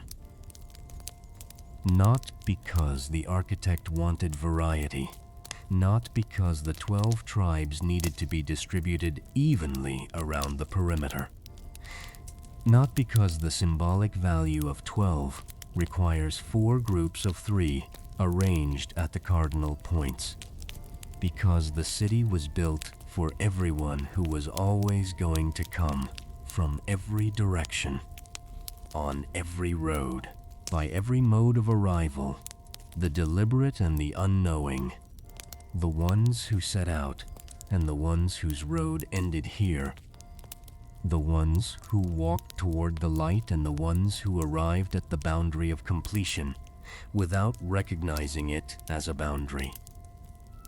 Kəllü Alam yəmaṣṣə'u. All the world will come. The Kebra Nagast's declaration is not a hope. It is an observation. It is what the architecture already shows. The city does not need to hope that everyone will come. It was built assuming that everyone will come. The gates prove it. 12 of them, facing every direction, open. And the Ethiopian tradition, the tradition that kept this account when the other traditions set it aside, that preserved the Ge'ez name Mädinätä Qəddus and the wilderness arrangement and the anomalous gates and the present tense keepers and the scribe's unanswered question. This tradition understood itself as living proof of the architecture's logic. The Ethiopian Orthodox Church exists in the south, in the Tǝmhǝrt direction, on the road that the Kebra Nagast traces from Jerusalem to Aksum, to the highlands, to the stone monasteries where the copying was done. The Ethiopian tradition kept these manuscripts not only because it believed they were true, but because it understood itself as one of the peoples the southern gates were built for, one of the arrivals the city was always anticipating. One of the roads the Kəllü Alam declaration was always including.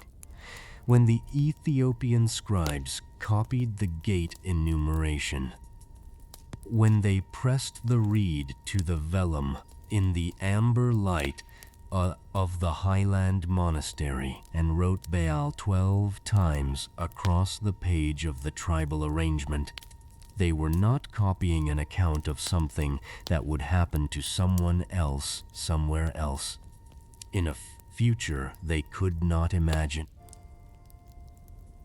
They were copying the description of a place they understood themselves to be walking toward. A city whose southern gates carried the names of the wilderness tribes who held the southern approach for 40 years. A city whose Dehnat face was oriented toward the road they were on. This is why the manuscripts begin with the sound rather than the sight. Because the sound of the gate opening is the sound of the city doing what it was built to do, receiving, gathering, performing the function that Mädinätä Qəddus, the gathering place set in motion toward its purpose, was designated to perform. And that sound does not belong to the future only. The Ethiopian liturgical tradition teaches that the act of receiving this account is itself a form of standing at the gate, and the sound of the gate is in the air of wherever you are, because the city is already doing what it was built to do, already gathering, already open, already facing your direction, whatever direction that is, whatever direction that is. That phrase matters, because the city does not require you to know which gate is yours. It does not require you to identify your tribal lineage, or your cardinal direction, or the name of the angel who keeps your threshold. The architecture accounts for that. Phanuel's gate is for the ones who walk toward without knowing the name of their direction. Sarakel's gate is for the ones whose road ended and brought them here. Peniel gathers the arrivals at the convergence of all the before roads. The anomalous gates exist precisely because the ordinary logic of direction is not sufficient to account for every mode of coming. The city anticipated the travelers who could not name their direction. It built gates for them. It assigned keepers to those gates. It faces their directions, the unnamed, the compound, the convergent. With the same permanence, it faces east and south and west and north. You do not need to know which gate is yours. The architecture knows. The keeper of your threshold is standing watch in the present tense. The gate that faces your direction.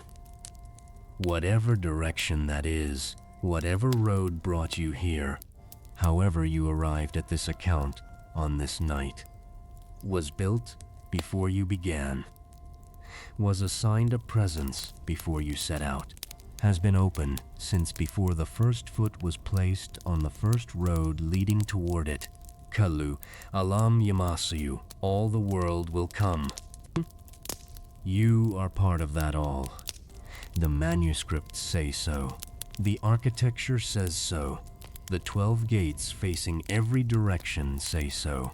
The wilderness camp that practiced this welcome for 40 years before the city was built says so. The scribe who wrote Bä'al 12 times across the page says so. Uriel Tsehay, standing in the present tense at the eastern threshold, says so. Sarakale, at the boundary of completion, says so. Peniel, gathering all arrivals at the convergence, says so. The unanswered question in the margin says so, because a question that asks, "Who are these who come?" written beside the western gates in the middle of the copying, is not a question that expects no one. It is a question overwhelmed by the answer. A question that looked at the full architecture of the welcome and could only respond with wonder at the scope of it. Who are these who come? All of them, from every direction, on every road, by every mode of arrival. The 12 gates were built to receive. Now, there is one gate among the 12 that the manuscripts treat differently from all the others. Not the Western Gate, though the Western Gate has its silences and its untranslated word, and the scribe's question sitting beside it. A different gate. A gate whose direction the manuscripts give clearly, whose tribal name is recorded in the wilderness arrangement, whose position in the architecture is certain and permanent and openly stated, but whose keeper, the Bä'al assigned to its threshold, the presence standing watch at its opening, in the present tense of the most serious grammatical commitment, the GE's language contains, is the one the manuscripts are most quiet about. The gate is there, the direction is given, the tribal name is above the arch. The keeper's presence is acknowledged. The manuscripts do not say the threshold is unguarded. They say only that the name of the one who keeps it is, in the account as it has come to us, in the manuscripts, as they have survived the centuries of copying and carrying, the name that the tradition preserved most carefully by surrounding it with silence rather than with words. The direction of that gate and what the silence around its keeper means is where we are going next. The gate faces north, not the western gate, though I have spent time there tonight and will spend a little more before this account is finished. The gate whose keeper the manuscripts surround with silence faces north, the Samon face, the direction of the hidden approach. The face of the city oriented toward the travelers who were already coming without knowing they were coming, whose arrival the keeper anticipated before they did. Dan's Gate, the first of the 3 northern thresholds. Dan, the tribe whose name in Hebrew means judge, or he who judges, and whose position in the wilderness camp was the rearguard. The last tribe in the order of march. The ones who walked at the back of the column through the 40 years of the desert, gathering whatever was left behind, whatever had fallen or been forgotten or needed to be carried by the ones who came after everyone else. The tribe of the rearguard, the tribe of the ones who make sure nothing is lost. Dan's Gate faces north, into the Saman direction, into the direction of what was already traveling toward you without your knowledge. The rearguard tribe above the gate of the hidden approach. The ones who gathered what was lost standing watch at the threshold where the ones who did not know they were coming will arrive. The geometry of this is not accidental. The Ethiopian scribal commentaries note it explicitly, that the placement of Dan above the northern gate is the most precise correspondence, in the entire wilderness to city arrangement, because Dan's function in the camp was to receive what came last, to gather what the forward movement had left behind. And the northern gate is the gate for those who have arrived last, in the sense of arriving without foreknowledge, who come to the threshold of the city, not at the head of any procession, but as the ones whose arrival was anticipated precisely because they did not anticipate it themselves. Dan's gate is the gate for the ones who come last, without knowing they were always going to arrive. The rearguard tribe above the rearguard gate, the gatherers above the threshold of the gathered now. Of the three northern gates, Dan, Asher, Naphtali, it is Dan's gate that the manuscripts treat with the specific quality of silence I described. Not Asher's, not Naphtali's, Dan's, the first of the three. The rearguard tribe's threshold, the gate of the hidden approach's opening position. The keeper assigned to Dan's gate in the Ethiopian manuscripts is present in 4 separate manuscript copies of the gate enumeration. All 4 copies acknowledge the keeper. All 4 copies assign a name to the presence standing watch at this threshold, and across those 4 manuscripts, the 4 surviving copies of the complete gate enumeration in the Gondar scribal tradition, the name is spelled differently in each one, not slightly differently. Not in the way that a name might be spelled with one letter varied, the way a scribe's hand produces small inconsistencies in the letter forms of a familiar word. Differently in a way that suggests the scribes who copied this section were working from sources that did not agree, that the name as it came to each of them carried a variant, an uncertainty, a quality of not quite settling that the scribes preserved rather than harmonized. The first manuscript gives the name as Phanuel. You will notice immediately that this is close to Phanuel, the keeper I described at the compound gate of Kadame Dehnat Samon, the angel who stands before God. The letters are almost the same. In Ge'ez, the distinction between the 2 full forms is a single vowel marker, a small diacritical mark that sits above or below a consonant and changes its sound without changing its root. Phanuel and Phanuel in Ge'ez are related the way 2 words that share a root are related, close enough to be read as the same presence, different enough that a careful scribe would not simply equate them without acknowledgement. The second manuscript gives the name as Peniel. In Hebrew, Peniel means the face of God. It is the name Jacob gave to the place where he wrestled with the divine presence through the night and survived. The place of the night struggle. The place where something was demanded of the traveler before the dawn broke and the journey could continue. Peniel, the face of God encountered in the dark before the light comes. The keeper of Dan's gate named, in this manuscript, for the place of the night encounter, the threshold where the traveler who has been coming, without knowing it arrives in the dark and finds themselves met.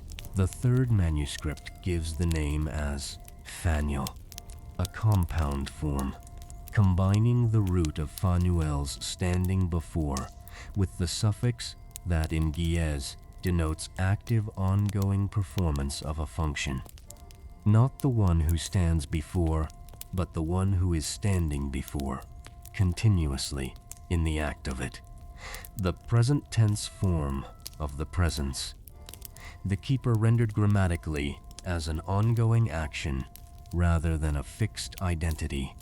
The fourth manuscript, the oldest of the four. The one whose vellum the physical analysis of the Gondar collection places earliest in the tradition gives no name at all. Where the name should appear, there is a space.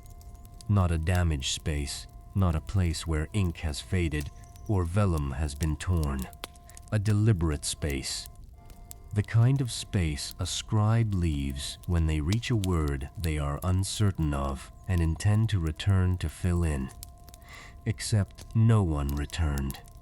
The space was never filled. The oldest manuscript in the tradition preserves the keeper of Dan's Gate as a presence without a name, a threshold acknowledged, a watchfulness confirmed, a Bä'al assigned, but the name itself absent, held open, kept as a space. I want to be precise about what the Ethiopian scribal tradition does with textual variants. Because the Western tradition, the tradition that produced the Nicene Creed and the Council of Carthage and the standardized canon of 66 books, tends toward harmonization.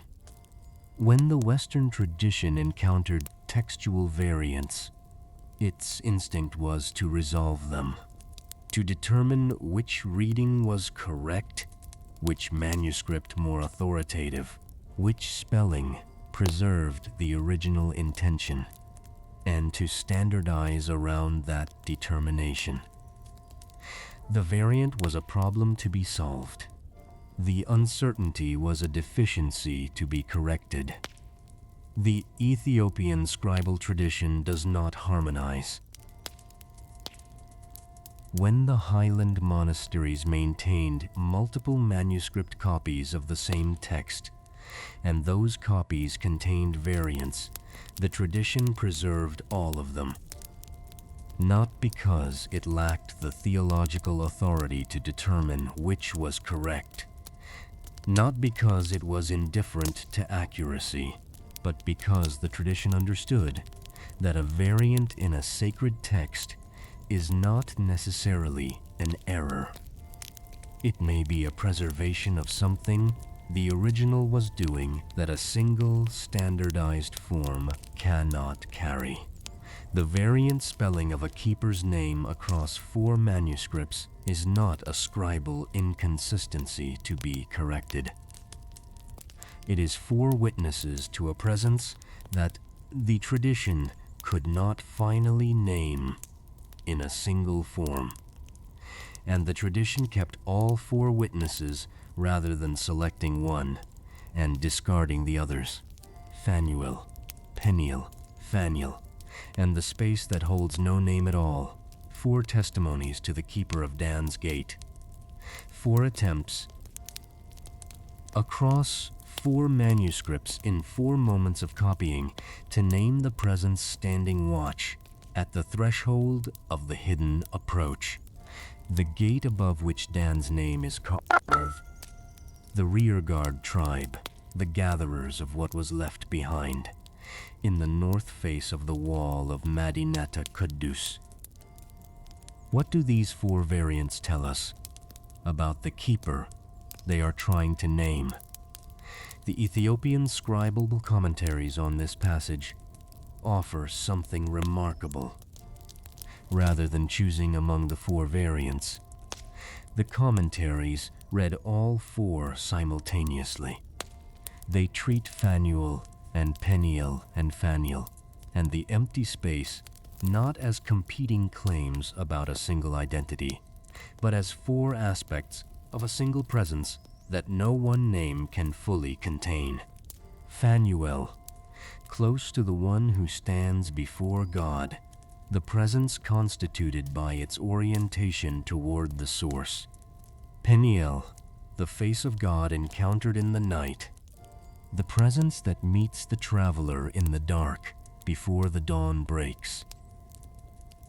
Faniel, the ongoing act of standing before, the continuous present tense watchfulness, and the empty space, the acknowledgement that all three of these names together are still insufficient, that the presence at Dan's gate exceeds what the naming tradition could finally contain.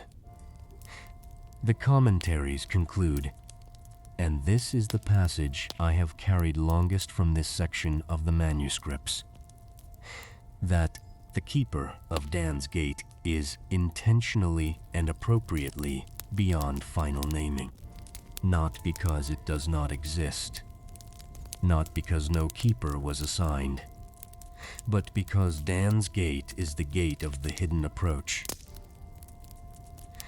the gate for those who arrive without foreknowledge, the gate for the travelers who did not know they were coming, and a gate for travelers who arrive in hiddenness is most truly kept by a presence whose name the tradition holds in a form that participates in that same hiddenness. The keeper is present. The keeper stands watch. The keeper is named. 4 times in 4 forms across 4 centuries of careful copying. But the keeper is not finally named. The hiddenness of the approach is honored in the hiddenness of the keeper's name. Standing at this gate now, at the north face of the wall, at the threshold above which Dan's name is carved in letters of fire that are also letters of stone, at the opening where Phanuel, Peniel, Faniel. The space stands watch in the present tense of the Ge'ez, language's most serious grammatical commitment. The thing I notice is not what the manuscripts say about this gate. It is what they do not say. Every other gate in the enumeration receives a description of what passes through it. The wind, the specific current of air with its specific character and its specific Ge'ez name and its specific effect on the world it enters. Every gate named, every wind named, every quality of movement through every threshold recorded with the precision of a tradition that understood that the architecture it was preserving was not decorative. It was functional, it was real, it was doing something. And so what it did, the wind it produced, the movement it generated, the current it sent into the world, needed to be recorded. Dan's gate has no wind described, not in any of the 4 manuscripts, not in the scribal commentaries. The northern gate above which the rearguard tribe stands, kept by the presence that 4 manuscripts name in 4 different ways, and 1 manuscript names not at all. This gate produces no described wind. Its threshold opens. Its keeper stands watch. Its pearl arch contains the light of a surface that generates its own illumination. And through it the account says, those who were already coming arrive. But the wind, the current of air, the specific movement of what passes through, the manuscripts do not describe. The only passage in the entire gate enumeration that gives a partial account of what moves through Dan's gate is a single sentence in the oldest manuscript, the one with the empty space where the keeper's name should be, the one that preserves the absence rather than fill it. That manuscript, in the space immediately following the empty name, contains 1 additional line not found in the other 3 copies. The line reads, "Weyumatu kalumzata faqadu," and all those who were sought will arrive. Not who sought. Who were sought, the passive form. The travelers who arrive at Dan's gate through the hidden approach are not described as the ones who searched for the city. They are described as the ones the city searched for, the ones who were being looked for before they knew they were lost, the ones whose arrival was not the completion of their own seeking, but the completion of a seeking directed at them. From the city itself, from the gate itself, from the presence whose name the tradition holds in 4 forms and 1 silence, and all those who were sought will arrive. Through the gate that faces the hidden approach, above which the rearguard tribe stands, kept by the presence that the tradition names as close to Faniel, and close to Peniel, and close to Faniel, and finally as a space that holds the naming open.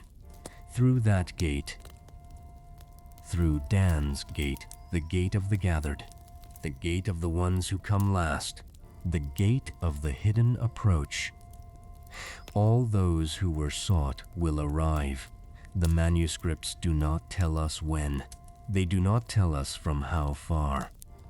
They do not describe the road those travelers walked, or the length of time they spent on it, or what they understood about their own direction while they were walking. They record only that the gate faces the direction they are coming from, that the keeper stands watch, that the arrival is certain, not hoped for, not anticipated with uncertainty, certain, in the grammatical form of the G's future that carries the same weight as the present, will arrive, the completion already contained in the verb. Now, there is one more thing the manuscripts say about all 12 gates together that I have not yet given you. Not about their directions, not about their keepers, not about the winds that move through them, or the tribal names above them, or the wilderness arrangement that the Ethiopian tradition preserved from Numbers rather than from Revelation 7. Something the account says about the condition of the gates themselves, about what they do and do not do. It is in Revelation 21, verse 25. It is in the GE's manuscripts. It is in the 1 Enoch tradition, as it comes through the Ethiopian canon. All 3 sources agree on it, and in the Ethiopian theological tradition, what all 3 sources agree on is not a textual coincidence. It is a statement about the nature of the thing being described. The statement is this: the gates are never shut, 4 words. The simplest possible statement about the architecture of the city we have been standing in tonight. The gates are never shut. Not, the gates are usually open. Not, the gates will be open in the age to come under certain conditions. Never shut. The condition of the gates is permanent openness. The state of the thresholds is continuous reception. The posture of Uriel Tsehay and Sarakael and Ramiel and Phanuel Peniel the space and all 8 of the other keepers is the posture of a watchfulness that has never had occasion to close what it keeps. What that means, what the Ethiopian theological tradition understands when it reads those 4 words alongside everything else the gate enumeration preserves, is where the next section of this account is going. Never shut. The Greek text of Revelation 21 uses a double construction for this. O me kleisthosin. The O may form the most emphatic negation available in Koine Greek, the negation that does not simply say no, but says, under no conceivable condition, not ever, not in any circumstance, the language can imagine. O me kleisthosin. They will absolutely not be shut. The gates of the city will under no conceivable condition be closed. The Ge'ez manuscripts render this with a phrase that carries the same force in a different register. Ako lä-Kəllü, yakafalu. They are not able to be shut. Not. They will not be shut as a matter of policy or design. Not. They have been commanded to remain open. They are not able to be shut. The condition of their openness is not a decision that could be reversed. It is a property of what they are. The gates of Mädinätä Qəddus are not open the way a door is open, a door that could be closed, that has a mechanism for closing, that stands open by choice or instruction, and could stand otherwise. They are open the way light is open, the way a source of illumination does not withhold its light as a matter of ongoing decision, but simply gives it continuously, because giving it is what it is. Ako lä-Kəllü, yakafalu. They are not able to be shut. The impossibility of their closing is built into their nature. The Ethiopian Orthodox theological tradition spends considerable time with this verse, not because it is obscure. It is one of the clearest statements in the entire account of the Holy City, but because its clarity is the kind of clarity that requires sitting with rather than moving past, the kind of clarity that seems simple on the surface and opens into something much larger the longer you hold it. A gate that cannot be shut is not simply a gate that is always open. It is a gate that has been freed from one of the fundamental conditions of gateness. A gate, by definition, is something that can be both open and closed. A gate that cannot be closed is something that has kept the form of a gate, the arch, the threshold, the keeper, the direction, while being released from the function that makes a gate in the ordinary sense. What remains when you take a gate and remove its capacity to close is not a wall with a hole in it. It is a threshold, a permanent threshold, a place of crossing that is defined not by the regulation of movement, not by the capacity to permit and restrict, to open for some and close for others, but purely by the act of crossing itself, by the fact of passage. The gate that cannot be shut is a threshold that exists only to be crossed, only to receive, only to be what Mädinätä Qəddus is, the gathering place, the city defined by the arrival of those who come from elsewhere. Expressed in its most essential architectural form, the Ethiopian scribal commentaries connect this verse to the Ge'ez word tarafa. In the Ethiopian Orthodox liturgical tradition, this word belongs to a specific moment in the service.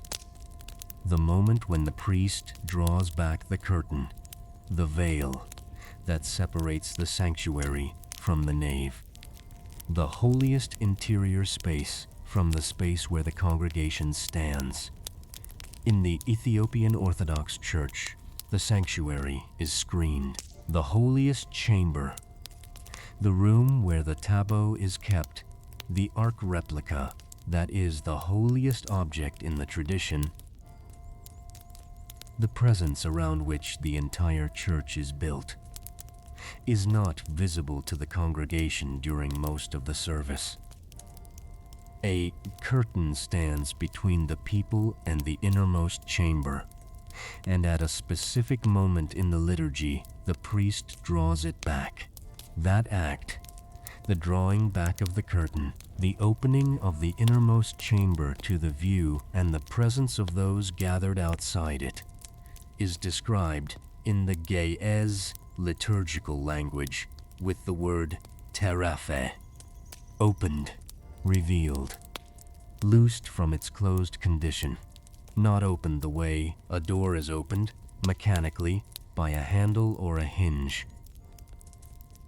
Terefé carries the sense of something being released from a state of enclosure into a state of availability. The curtain drawn back is the sacred made available. The interior chamber revealed is the innermost presence extending itself outward toward those who are gathered to receive it. This is the word the Ga'ez manuscripts use in the gate enumeration when they describe the condition of the 12 gates. Terafa'u. They are terafa. They are in the state of the curtain drawn back, the state of the innermost chamber made available. The state of the sacred extending itself outward toward those gathered to receive it, not on a liturgical schedule, not at a specific moment in a specific service, not drawn back by a priest's hand and available for a measured interval before the curtain falls again, permanently, continuously. In the condition of the drawn back curtain that has no mechanism for closing. The innermost presence of the city, the lamp of the glory, the street of gold, the river of the water of life, the tree of healing, extended outward through 12 permanently open thresholds toward every direction from which anyone is ever going to arrive. Terefeu. They are revealed. They are available. They are in the condition of having been loosed from enclosure and not returned to it, not able to be returned to it. I want you to feel what this means for the keeper of each threshold. For Uriel Tsehay at the eastern gate, standing watch in the present tense for the arrivals coming from the direction of the first light. For Sarakael at the boundary of completion, standing at the membrane between the finished road and the city's reception. For Phanuel Peniel, the space at Dan's gate, keeping the hidden approach for all those who were sought before they knew they were lost. For every Bä'al at every threshold across the full compass of the city's 12 faces, they are not standing watch in order to decide who may enter. There is no decision to be made. The gate cannot be shut. The curtain cannot fall. The Terefé condition is permanent. The keepers are not gatekeepers in the sense of regulators, not presences who evaluate the arriving traveler and determine admission. They are threshold witnesses, presences at the point of crossing, whose function is not to permit or restrict, but to receive, to stand at the place of passage and be present for the crossing, to witness, in the specific, precise, Ethiopian scribal sense of that word, the arrival of the one who comes. This changes what Uriel Tsehay is doing at the eastern gate. He is not checking credentials. He is not verifying the tribal affiliation of the arrival. He is standing at the threshold of the first light, in the present tense, as a witness to the crossing, as the presence that receives the announcement, the first light before the dawn, on behalf of the city. He is the city's eastward face made present in a form that can witness the arrival. This changes what the scribe's question means. Məntu min yəmaṣṣə'u. Who are these who come? The question written in the margin beside the western gates, beside the names of the tribes that held the western approach to the tabernacle for 40 years, beside the Sarakael who stands at the boundary of the finished road. The question is not a question about admission. It is not asking who is permitted to use the western gate. The gate cannot be shut. The question is a question of wonder. Who are all these? Coming from the direction of completion, coming from the direction of the finished road, coming through the tarifa threshold, through the permanently drawn back curtain, into the gathering place that was built for their arrival before they began. Who are all these? The answer the architecture gives is the same answer it has been giving since the first gate was built. All of them. Everyone the city was built for. Everyone Kəllü Alam yəmaṣṣə'u includes. The scribe's question is not waiting for an answer. It is already in the presence of the answer. The question and the architecture that prompted it are the same thing. The human encounter with a welcome so total, so unconditional, so built into the structure of the place, rather than contingent on any decision or evaluation or qualifying condition, that the only response available is wonder, not theology, not commentary. 4 words in a margin. Who are these who come? The account has been fully given now. The sound before the sight, the word Bä'al, and what it means that the city's thresholds are kept by presences rather than mechanisms. The name Mädinätä Qəddus, and the gathering it was designated to perform. The wilderness, camp arrangement, and the 40 years of practicing the welcomes that the city now performs permanently. Phanuel and Sarakael and Remiel at the anomalous gates for the travelers whose direction cannot be named in the ordinary language of the compass. Dan's gate and the 4 names and the empty space and the line that only one manuscript preserved. And all those who were sought will arrive. And now this, the tarifa condition. The gates that are not able to be shut. The thresholds that exist only to be crossed. The manuscripts have given what they came to give tonight. The scribes who pressed the reed to the vellum in the amber light of the highland monastery. In the stone room with the east-facing window and the compressed earth floor and the cold in the walls that no amount of fire ever fully removes, those scribes have sent what they carried forward through the centuries of copying to the night you are in right now. The chain of hands is complete for this account. Reed to vellum, to the next hand, to the next century, to the next lamp, in the next stone room, to the next careful, deliberate, unhurried copying, all of it arriving here, in the air of wherever you are, in the account you have been holding in the ear and the body and the attention, in the specific way that the night makes possible. The last gate has been read.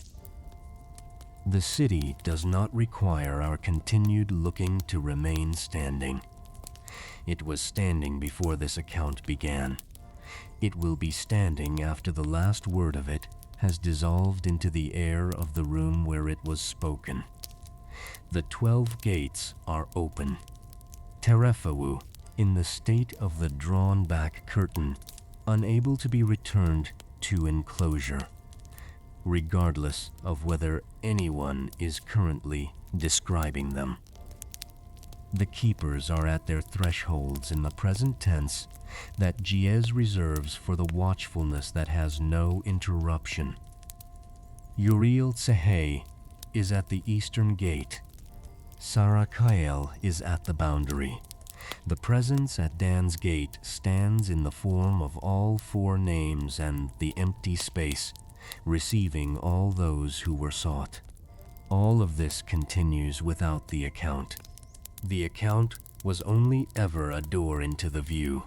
And the view, the city, the gates, the open thresholds, the presences standing watch, the pearl arches and the jasper walls, and the street of gold, and the river, and the tree, and the lamp that needs no sun. The view is still there, is always there, in the direction the account was pointing, closer than the account could show, closer than the distance between this word and the next. The manuscripts can be set down now, not closed. They do not close the way the gates do not close. Set down, placed on the low surface in the room where they live. The reed beside them, resting where the last line left it. The lamp low but not yet out. The east-facing window holding the specific darkness of the highland night, the darkness that is not the absence of the dawn, but the condition that makes the dawn possible, that comes just before it. That is, in the Ethiopian liturgical tradition, the hour of Uriel Tsehay's deepest watchfulness, the hour before the first light, the hour when the eastern gate is most fully itself, most fully the threshold of the announcement before the thing announced, most fully the terafe threshold held open by the presence that has always been there. Waiting in the present tense for the light it was assigned to receive, on behalf of everyone walking toward it from the direction of the rising. That hour is the hour you are in now. The manuscripts are on the low surface. The account has been given. The city is still there, in the direction this account was pointing, in the air that holds the words after the words have finished, in the silence that is already gathering in the room around you. And that has been gathering since before this account began. Lake Tana is to the south. The great highland lake, the Amhara Lake, the lake whose islands hold the oldest continuous monastery tradition in the Ethiopian Orthodox canon, whose waters have carried reed boats between the island churches since before the first manuscript was copied in the first stone room on the first cold highland night. Lake Tana is to the south, and at this hour, before the dawn, the water is still. Not the stillness of water that has been calmed. The stillness of water that has always been this, that does not know another condition, that holds the darkness of the sky above it, the way the sky holds the darkness before the dawn, completely, without remainder. Somewhere on that water, a reed boat is barely moving. The reed boat is barely moving. Not because there is no current. There is always current on Lake Tana, the slow push of the water that drains from the highlands through the lake and becomes, eventually, the Blue Nile, the Abe, the river that the Ethiopian tradition calls Gihon, one of the 4 rivers that the book of Genesis names as flowing from the garden. The current is there, underneath, moving in the direction it has always moved, carrying what the highlands give it toward the place it was always going. But at this hour, before the dawn, the surface of the lake does not show it. The surface at this hour is something else, something that the current below does not disturb, something that the darkness above it holds in place, the way the jasper wall holds the light inside it, completely, without remainder, without the part that escapes. The reed boat sits on that surface, a tankwa. The traditional reed boat of Lake Tana, woven from the papyrus that grows at the lake's edge, the papyrus, that has been growing there since before the first monastery was built on the first island.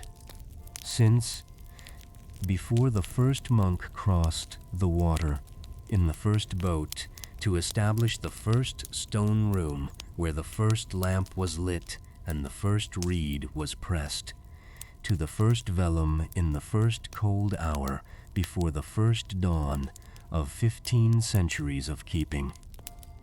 The tankwa is a light thing, a thing that floats because of what it is made of, rather than because of any engineering principle.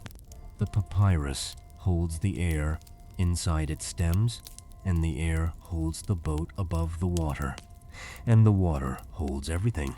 The boat, the air in the stems, the darkness, the reflection of the sky. In the stillness of this specific hour, the island monastery is visible from the boat, barely, a silhouette only, the shape of the church against the sky, the round form of the Ethiopian Orthodox Church, the circular building that the tradition has used since the earliest Christian centuries in the highlands, the form that places the holiest interior chamber, the Makdas, where the tableau is kept, at the center, with the congregation arranged around it, the way the wilderness tribes were arranged around the tabernacle. A circular building, a gathering place, the same architecture as the city, expressed at a scale a human community can build and maintain. The presence at the center, the people arranged around it, the approach from every direction.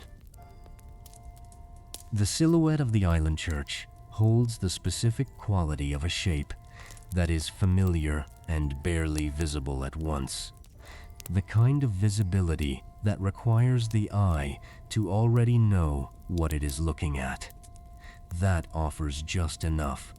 The curve of the roof, the suggestion of the walls, the particular way the structure sits on the island as if it grew from it, rather than being placed on it, to confirm what the darkness is almost hiding. The monks on the island will begin their service before the dawn. That is the tradition. The pre-dawn service, the Kikaye Mehir, the office of the night hours, begins in the dark and continues until the light arrives. The monks do not wait for the dawn to begin. They begin in the darkness, and the dawn finds them already in the work of the service, already at the threshold, already in the condition of the eastern gate, the terrafe condition, the drawn-back curtain, the innermost presence extended outward toward whatever is arriving from the direction of the first light. From the boat on the water at this hour, before the service begins, the island is silent. The water between the boat and the island is very dark. Not the dark of depth. Lake Tana is not a deep lake. The dark of surface. The dark of a mirror that is reflecting the sky above it rather than revealing the water below. The boat sits on the sky's reflection, on the darkness that the sky is giving the water, which the water is holding without alteration, which the papyrus stems of the tankwa are floating on without disturbing. The account we have been carrying tonight, the sound before the sight, the word Bä'al, the name Mädinätä Qəddus, the wilderness camp arrangement, and the 40 years of practiced welcome, Phanuel and Sarakael and Remiel, and the 4 names of the keeper at Dan's gate, the terefe condition, and the gates that are not able to be shut.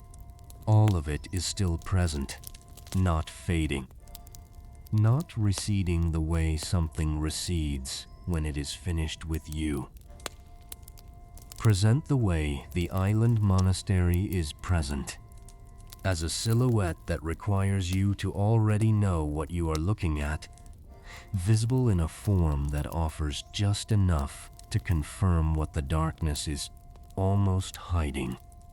The account is in the air of wherever you are, in the room that is also the lake and the boat and the pre-dawn water and the silhouette of the island church, both of those things at once. Without contradiction, the way Mädinätä Qəddus is both a city the account describes and the air at the threshold of a gate that faces your direction. The way the sound of the tankwa barely moving on the still water of Lake Tana at this hour is both a specific sound in a specific place and the sound of this room settling as the night reaches its deepest point. Before we go further into the stillness of this hour, before the pre-dawn darkness completes itself and the island monastery begins its service, and the light that Uriel Tsehay has been in readiness at the eastern gate begins its arrival, I want to ask you something. Pilgrim, one honest question: did you know these texts existed before you found this channel? Before tonight? Before this account of the 12 gates and the gaze, manuscripts, and the wilderness arrangement and the keeper at Dan's gate, whose name the tradition holds in 4 forms and 1 silence. Did you know that the Ethiopian Orthodox canon preserved something about the holy city that the other traditions did not carry forward? Did you know that Bä'al meant the lord of a threshold and not simply an entrance in a wall? Did you know that Mädinätä Qəddus meant the gathering place set in motion toward its purpose and not simply the holy city? Or did this place show you something that was hidden from you? Not hidden deliberately.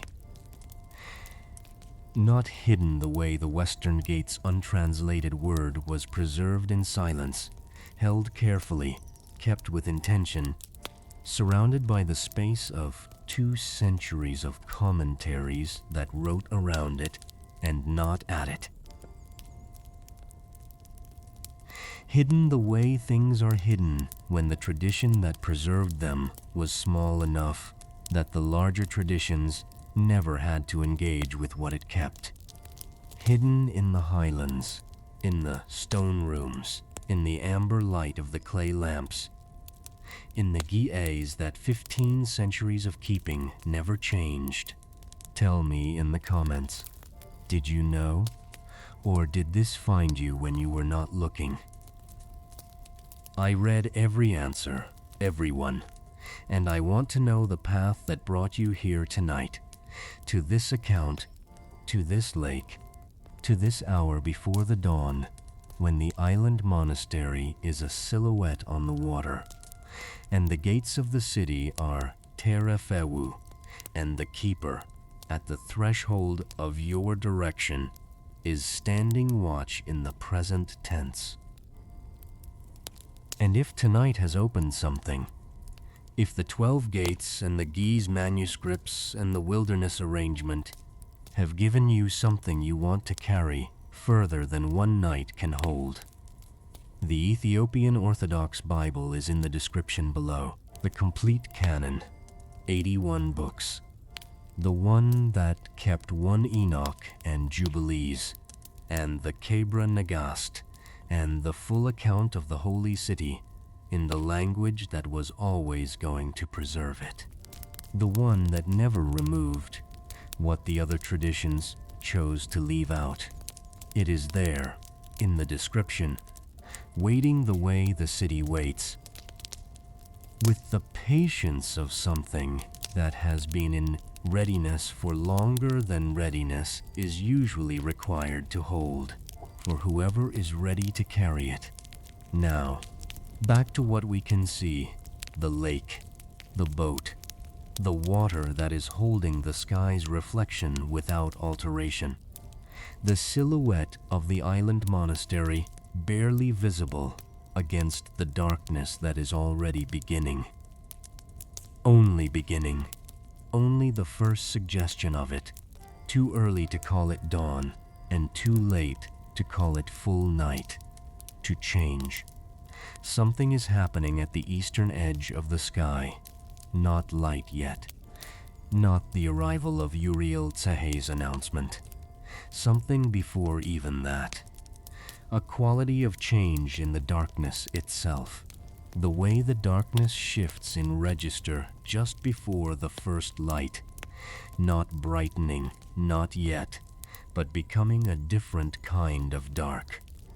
A dark that is aware of what is coming. A dark that has begun to hold itself differently in relation to the dawn it knows is arriving, because the dawn has always arrived, has never failed to arrive, will arrive as it has always arrived, in the present tense of the watchfulness that keeps it. The monks on the island will have felt this change, will be at the beginning of the Kikaye Mehir, the pre-dawn office, already in the work of the service, already moving through the prayers that the Ethiopian Orthodox tradition has been praying in the pre-dawn hours of the highland night for 15 centuries. The same prayers, in the same language, in the same darkness before the same dawn, carrying what was given to carry, setting nothing down that was entrusted to them to hold. The water between the boat and the island is still, not silent. The water of Lake Tana at this hour carries a sound, a very low sound, the sound of the surface moving against the papyrus stems of the tankwa, against the reeds at the lake's edge, against the stones of the island shore. A sound so continuous and so low that it takes a specific quality of attention to notice it. The kind of attention that becomes available at this hour, when the day has finished its insistence and the night has finished its own. And what remains is this: the low sound of the water, the barely moving boat, the silhouette of the church against the sky that is beginning, very slowly, to know the dawn is coming. The reeds at the lake's edge are visible now as shapes, not individually, not as separate plants with separate forms, as a mass, a darkness slightly denser than the water darkness, a margin between the water and the land that has been there since before the first monastery was built on the first island, since before the first papyrus was cut from the lake's edge to make the first tankwa. The reeds have been at this edge longer than the monasteries, longer than the tradition that made the monasteries necessary, growing in the specific way that reeds grow in shallow water, rooted in the mud of the lake's margin, rising through the water to the air, standing between two conditions simultaneously, neither fully in the water nor fully in the air, rooted and rising at once. The account of the 12 gates, the full account, from the sound before the sight to the terafa condition of the permanently open thresholds, is complete. It has been given. It is now in whoever stayed long enough to receive it, in whatever the night has made possible. In the air of the room that is also the boat on the water, and the reeds at the lake's edge, and the silhouette of the island monastery, and the darkness that is beginning to hold itself differently in relation to the dawn, all of it, the sound before the sight, Bä'al, Mädinätä Qəddus, the wilderness arrangement, Phanuel, Sarakael, Remiel, Dan's Gate, Phanuel, Peniel, Faniel the Space, and all those who were sought will arrive, and the Terapha condition, and the gates that are not able to be shut. All of it is in you now. The boat is not moving now. Not barely moving.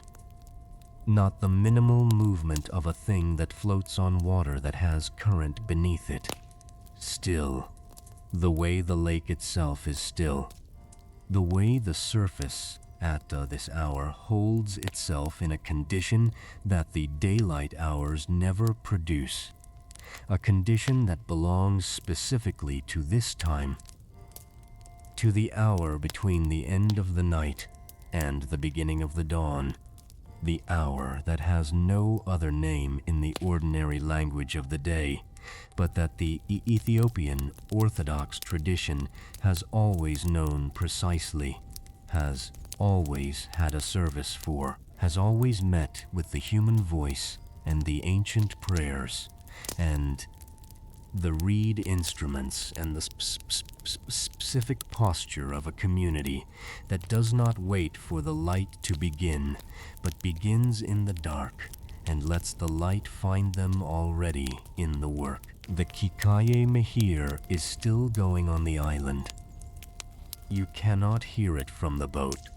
The distance is too great, and the sound of the water, that low, continuous sound of the surface against the papyrus stems, against the reeds at the margin, against the stones of the island shore, takes up the register in which voices would travel. But it is happening. The monks are in the circular church on the island. In the darkness of the pre-dawn interior, in the nave that surrounds the Makdas where the tabot is kept, in the arrangement that places the presence at the center and the gathered community around it. The same arrangement as the wilderness camp. The same arrangement as the 12 gates of Mädinätä Qəddus. The circle held, the center present, the gathering performing what it was built to perform. The water holds their prayers the way it holds everything at this hour. Without showing it, the prayers go into the air of the island, and the air carries them to the water, and the water receives them the way it receives the darkness of the sky, completely, without alteration, without the part that escapes. The lake holds what the highland night gives it, has always held it, will hold what this night gives it the same way. The prayers of the Kikaye Mehir and the account of the 12 gates and the sound of the reed boat barely moving and the breath of whoever is still awake in the room that is also this water, all of it held, all of it received, none of it requiring the lake to be anything other than what it is. The reeds are still, at the lake's edge, where the papyrus grows. In the shallow water of the margin, the reeds that were moving slightly when the night was younger have settled. The air above the lake at this hour has no movement in it. The wind that comes off the highland plateau during the night hours has finished its movement, and what remains is the absence of it, the specific quality of air that has been through its motion and arrived at rest. The reeds feel it, stand in it, their forms barely distinguishable from the darkness around them, from the dark water they grow in, from the dark air they rise into. Just their shapes, the suggestion of them. Vertical things at the margin between the water and the land, between what is rooted and what is open, between the mud of the lake's floor and the air that receives whatever rises through it. The sky is changing, not quickly. Nothing at this hour is quick. The change in the sky is the kind of change that you notice only after it has already been happening, that you look at and realize has been in process for some time before your attention arrived. The darkness at the eastern edge of the horizon has shifted from one kind of dark to another. From the full dark of the night's middle hours, the dark that has no awareness of anything but itself, to a dark that is in relationship with something. That is holding its darkness in a specific way in relation to something that is coming. The way a room holds its silence differently when someone is standing outside the door, the eastern horizon knows the dawn is coming. It does not show it yet. There is no color, no brightening, no line of light between the water and the sky.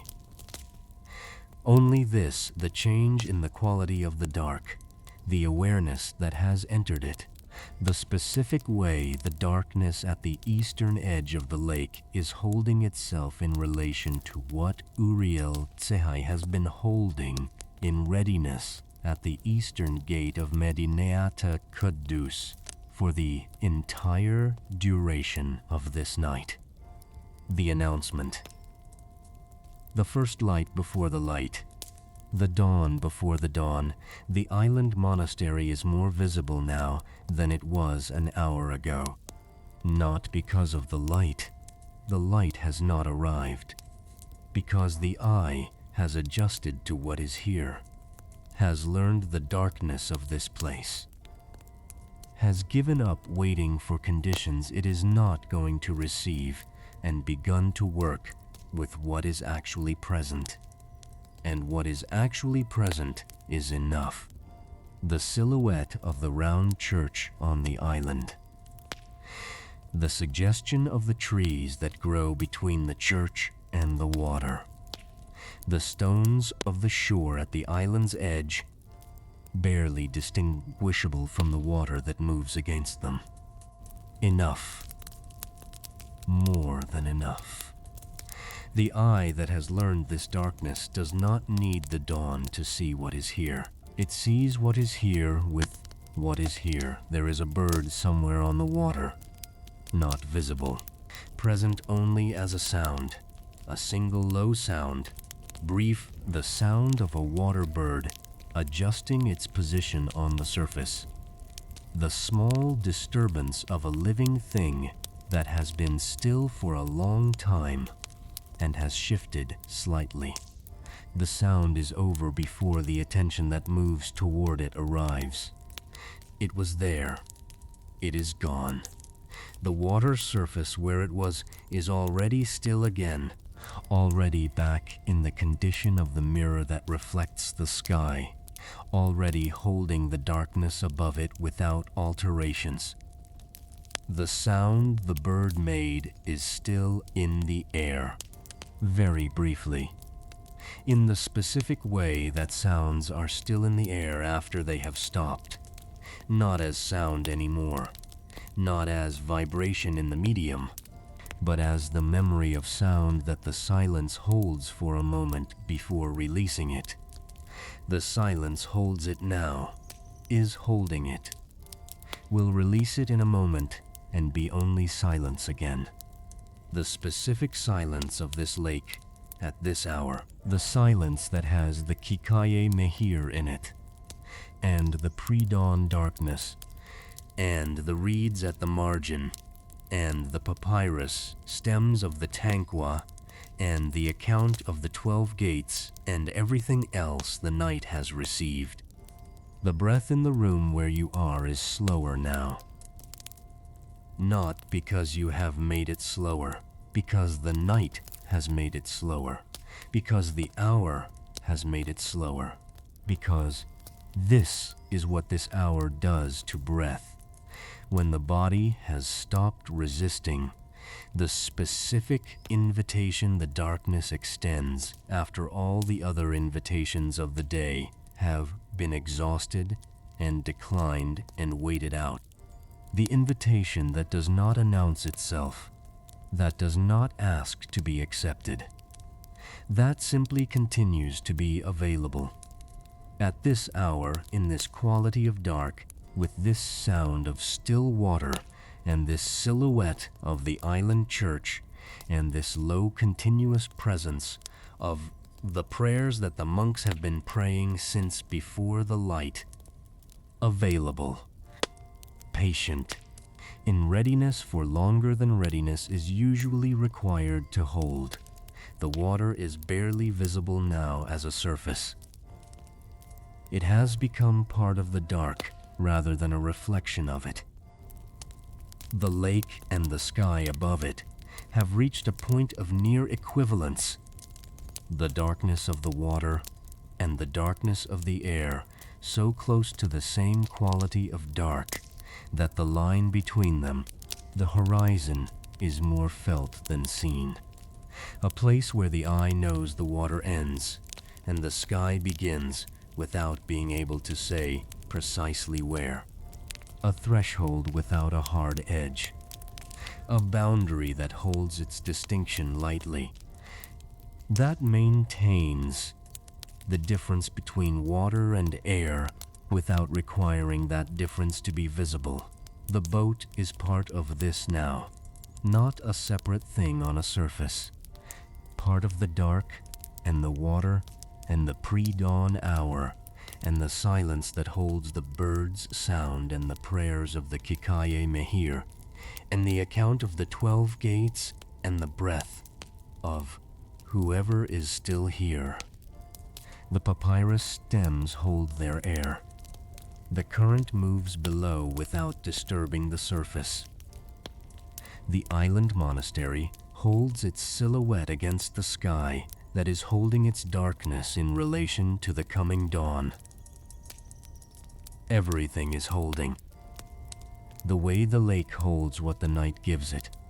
The way the jasper wall holds the light inside it.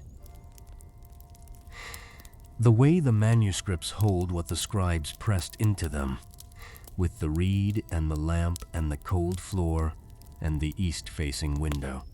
The way the wilderness camp held the directions for 40 years before the city was built to hold them permanently.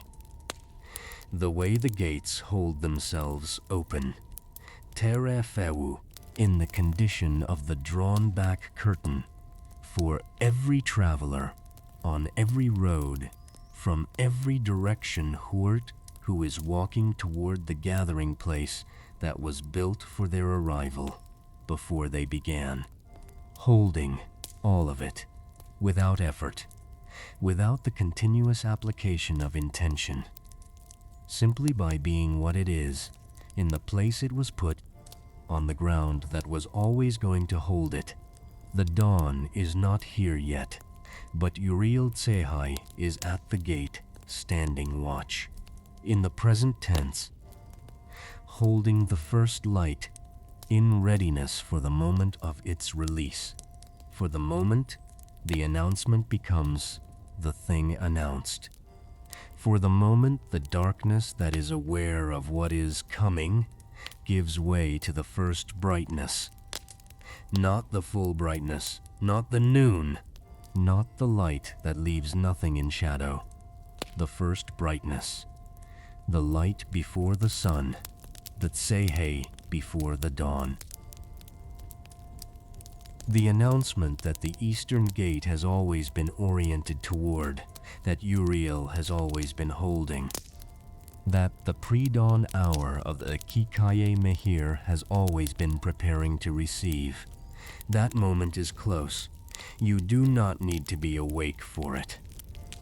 The gate will be at your direction when you wake.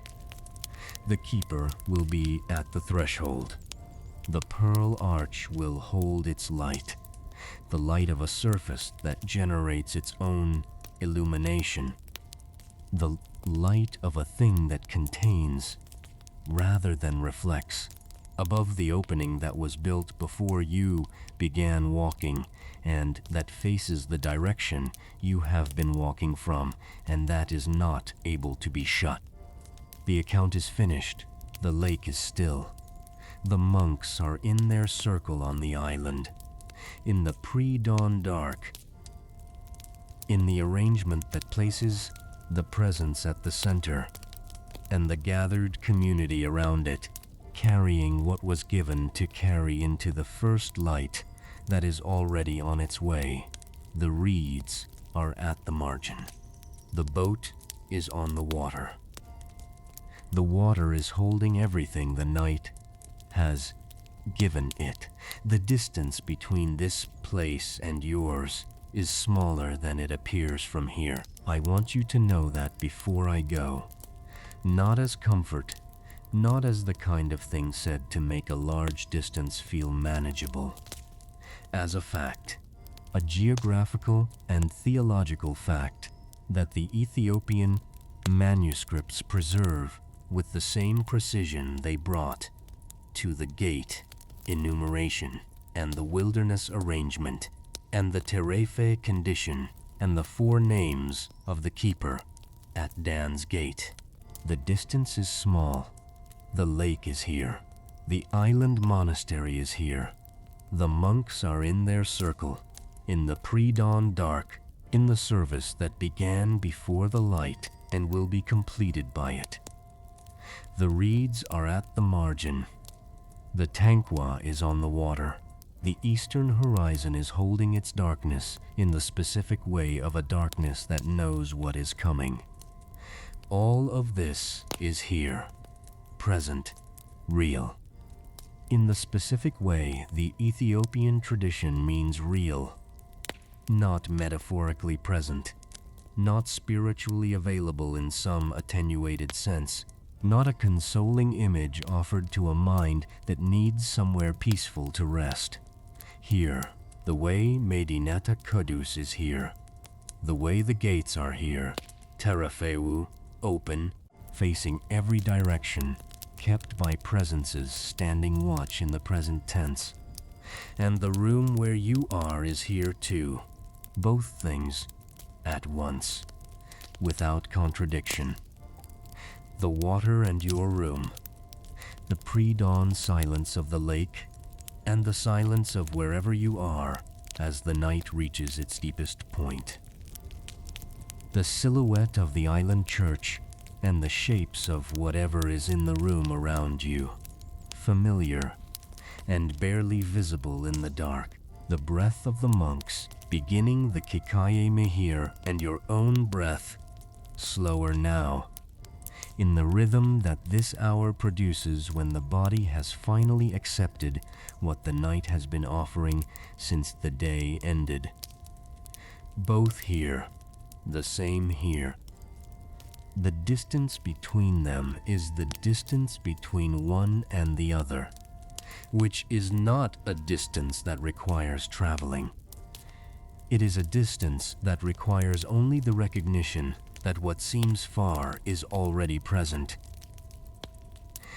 That the place the account was pointing toward is not somewhere else. That the gate facing your direction is not on the other side of a journey you have not yet made. That Uriel Tsehay standing watch at the eastern threshold in the present tense means the present tense of right now, this hour, this room, this breath.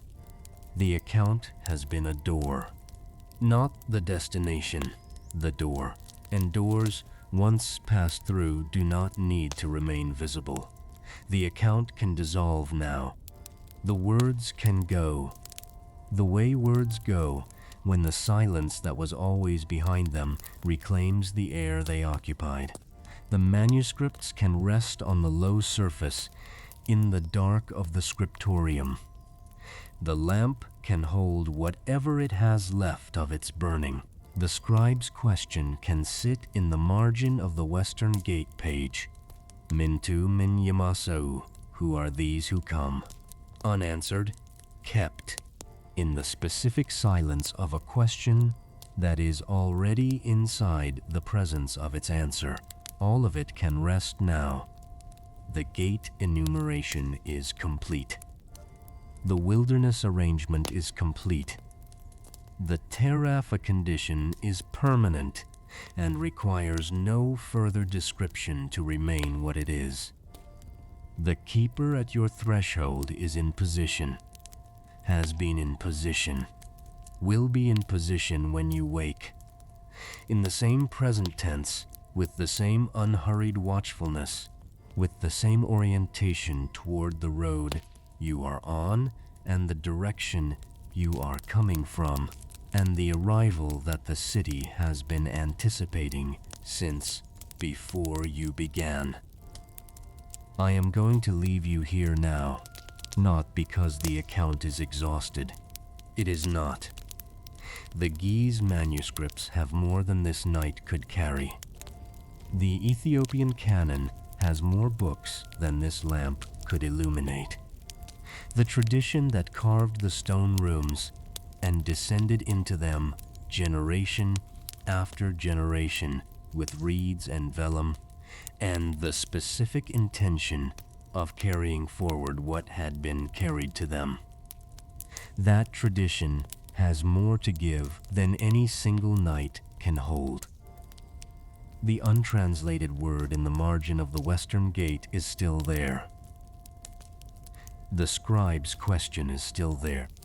The 4 names of the keeper at Dan's gate and the empty space that holds the naming open, still there.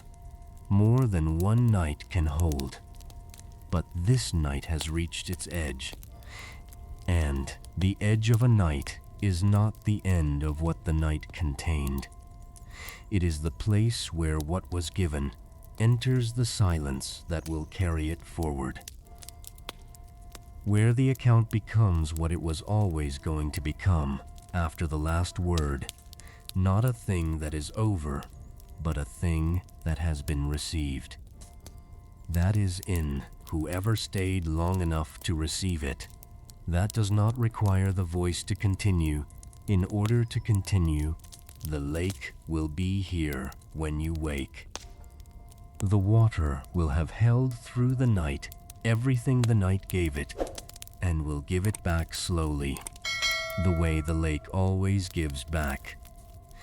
Through the Blue Nile, through the Abay, through the current that moves beneath the still surface toward the place it was always going, carrying what the highlands entrust to it toward the larger water and the larger carrying, and the destination that the river has always known, even when the surface gave no sign of movement. The island monastery will have completed the Kikaye Mehir by then. The monks will have moved through the pre-dawn service into the dawn itself, into the first light, the Tsehay. The announcement that Uriel has been holding in readiness at the eastern gate, released at the moment it was always going to be released. The circular church on the island will hold the warmth of the service the way. The stone walls of the scriptorium hold the warmth of the lamp, slowly releasing it into the air of the morning that is coming, the morning that is already on its way, the morning that the eastern horizon has been preparing for since before this account began. The reeds will still be at the margin, rooted in the mud of the lake's floor, rising through the water, standing in the air. Between 2 conditions simultaneously, the way everything in this account has been between 2 conditions simultaneously. The way the gates are both architectural features and permanent presences, the way Mädinätä Qəddus is both a future city and an already gathering place, the way the distance between the lake and your room is both real and not the distance it appears. The reeds do not resolve their betweenness. They stand in it, have always stood in it, will be standing in it when the dawn finds them, which it always does, which it will again, which it will do in the present tense of every morning that follows every night. That the account of the 12 gates has been given to whoever stayed to receive it. Rest now, the gate at your direction is open, has been open, is not able to be shut. The keeper at your threshold is standing watch, in the present tense, in the gaze of the most serious grammatical commitment the language contains, in the watchfulness that has no interruption and no end. The city that was built for your arrival was built before you began walking. The direction you came from was anticipated. The road you have been on was faced. The threshold you are approaching was assigned a presence before you set out, and that presence is there, and that presence is in the condition of the drawn-back curtain. And the innermost chamber of the gathering place is extended outward toward you through the opening that was built before the first foot was placed on the first road. The old ground will hold.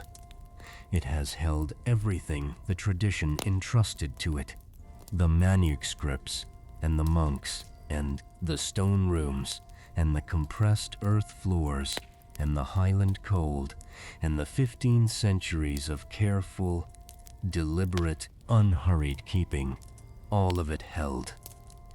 By the ground that was here before the first monastery and will be here after the last lamp. By the lake that receives what the highlands give it and carries it forward without losing it. By the wilderness arrangement that practiced the welcome for 40 years before the city made it permanent. By the gates that are terafewu, by the keepers who stand in the present tense.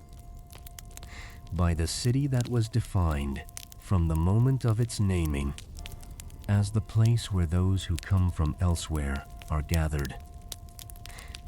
Mädinätä Qəddus, the gathering place set in motion toward its purpose.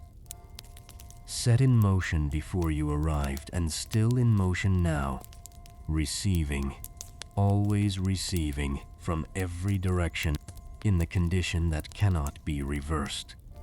The old ground will hold you too, the same way it holds everything, without effort, without the continuous application of intention, simply by being what it is, in the place it was put, on the ground that was always going to hold it. The lake is still, the boat is on the water. The eastern horizon is holding its darkness in the way of a darkness that knows. And Uriel Tsehay, at the gate, is holding the light.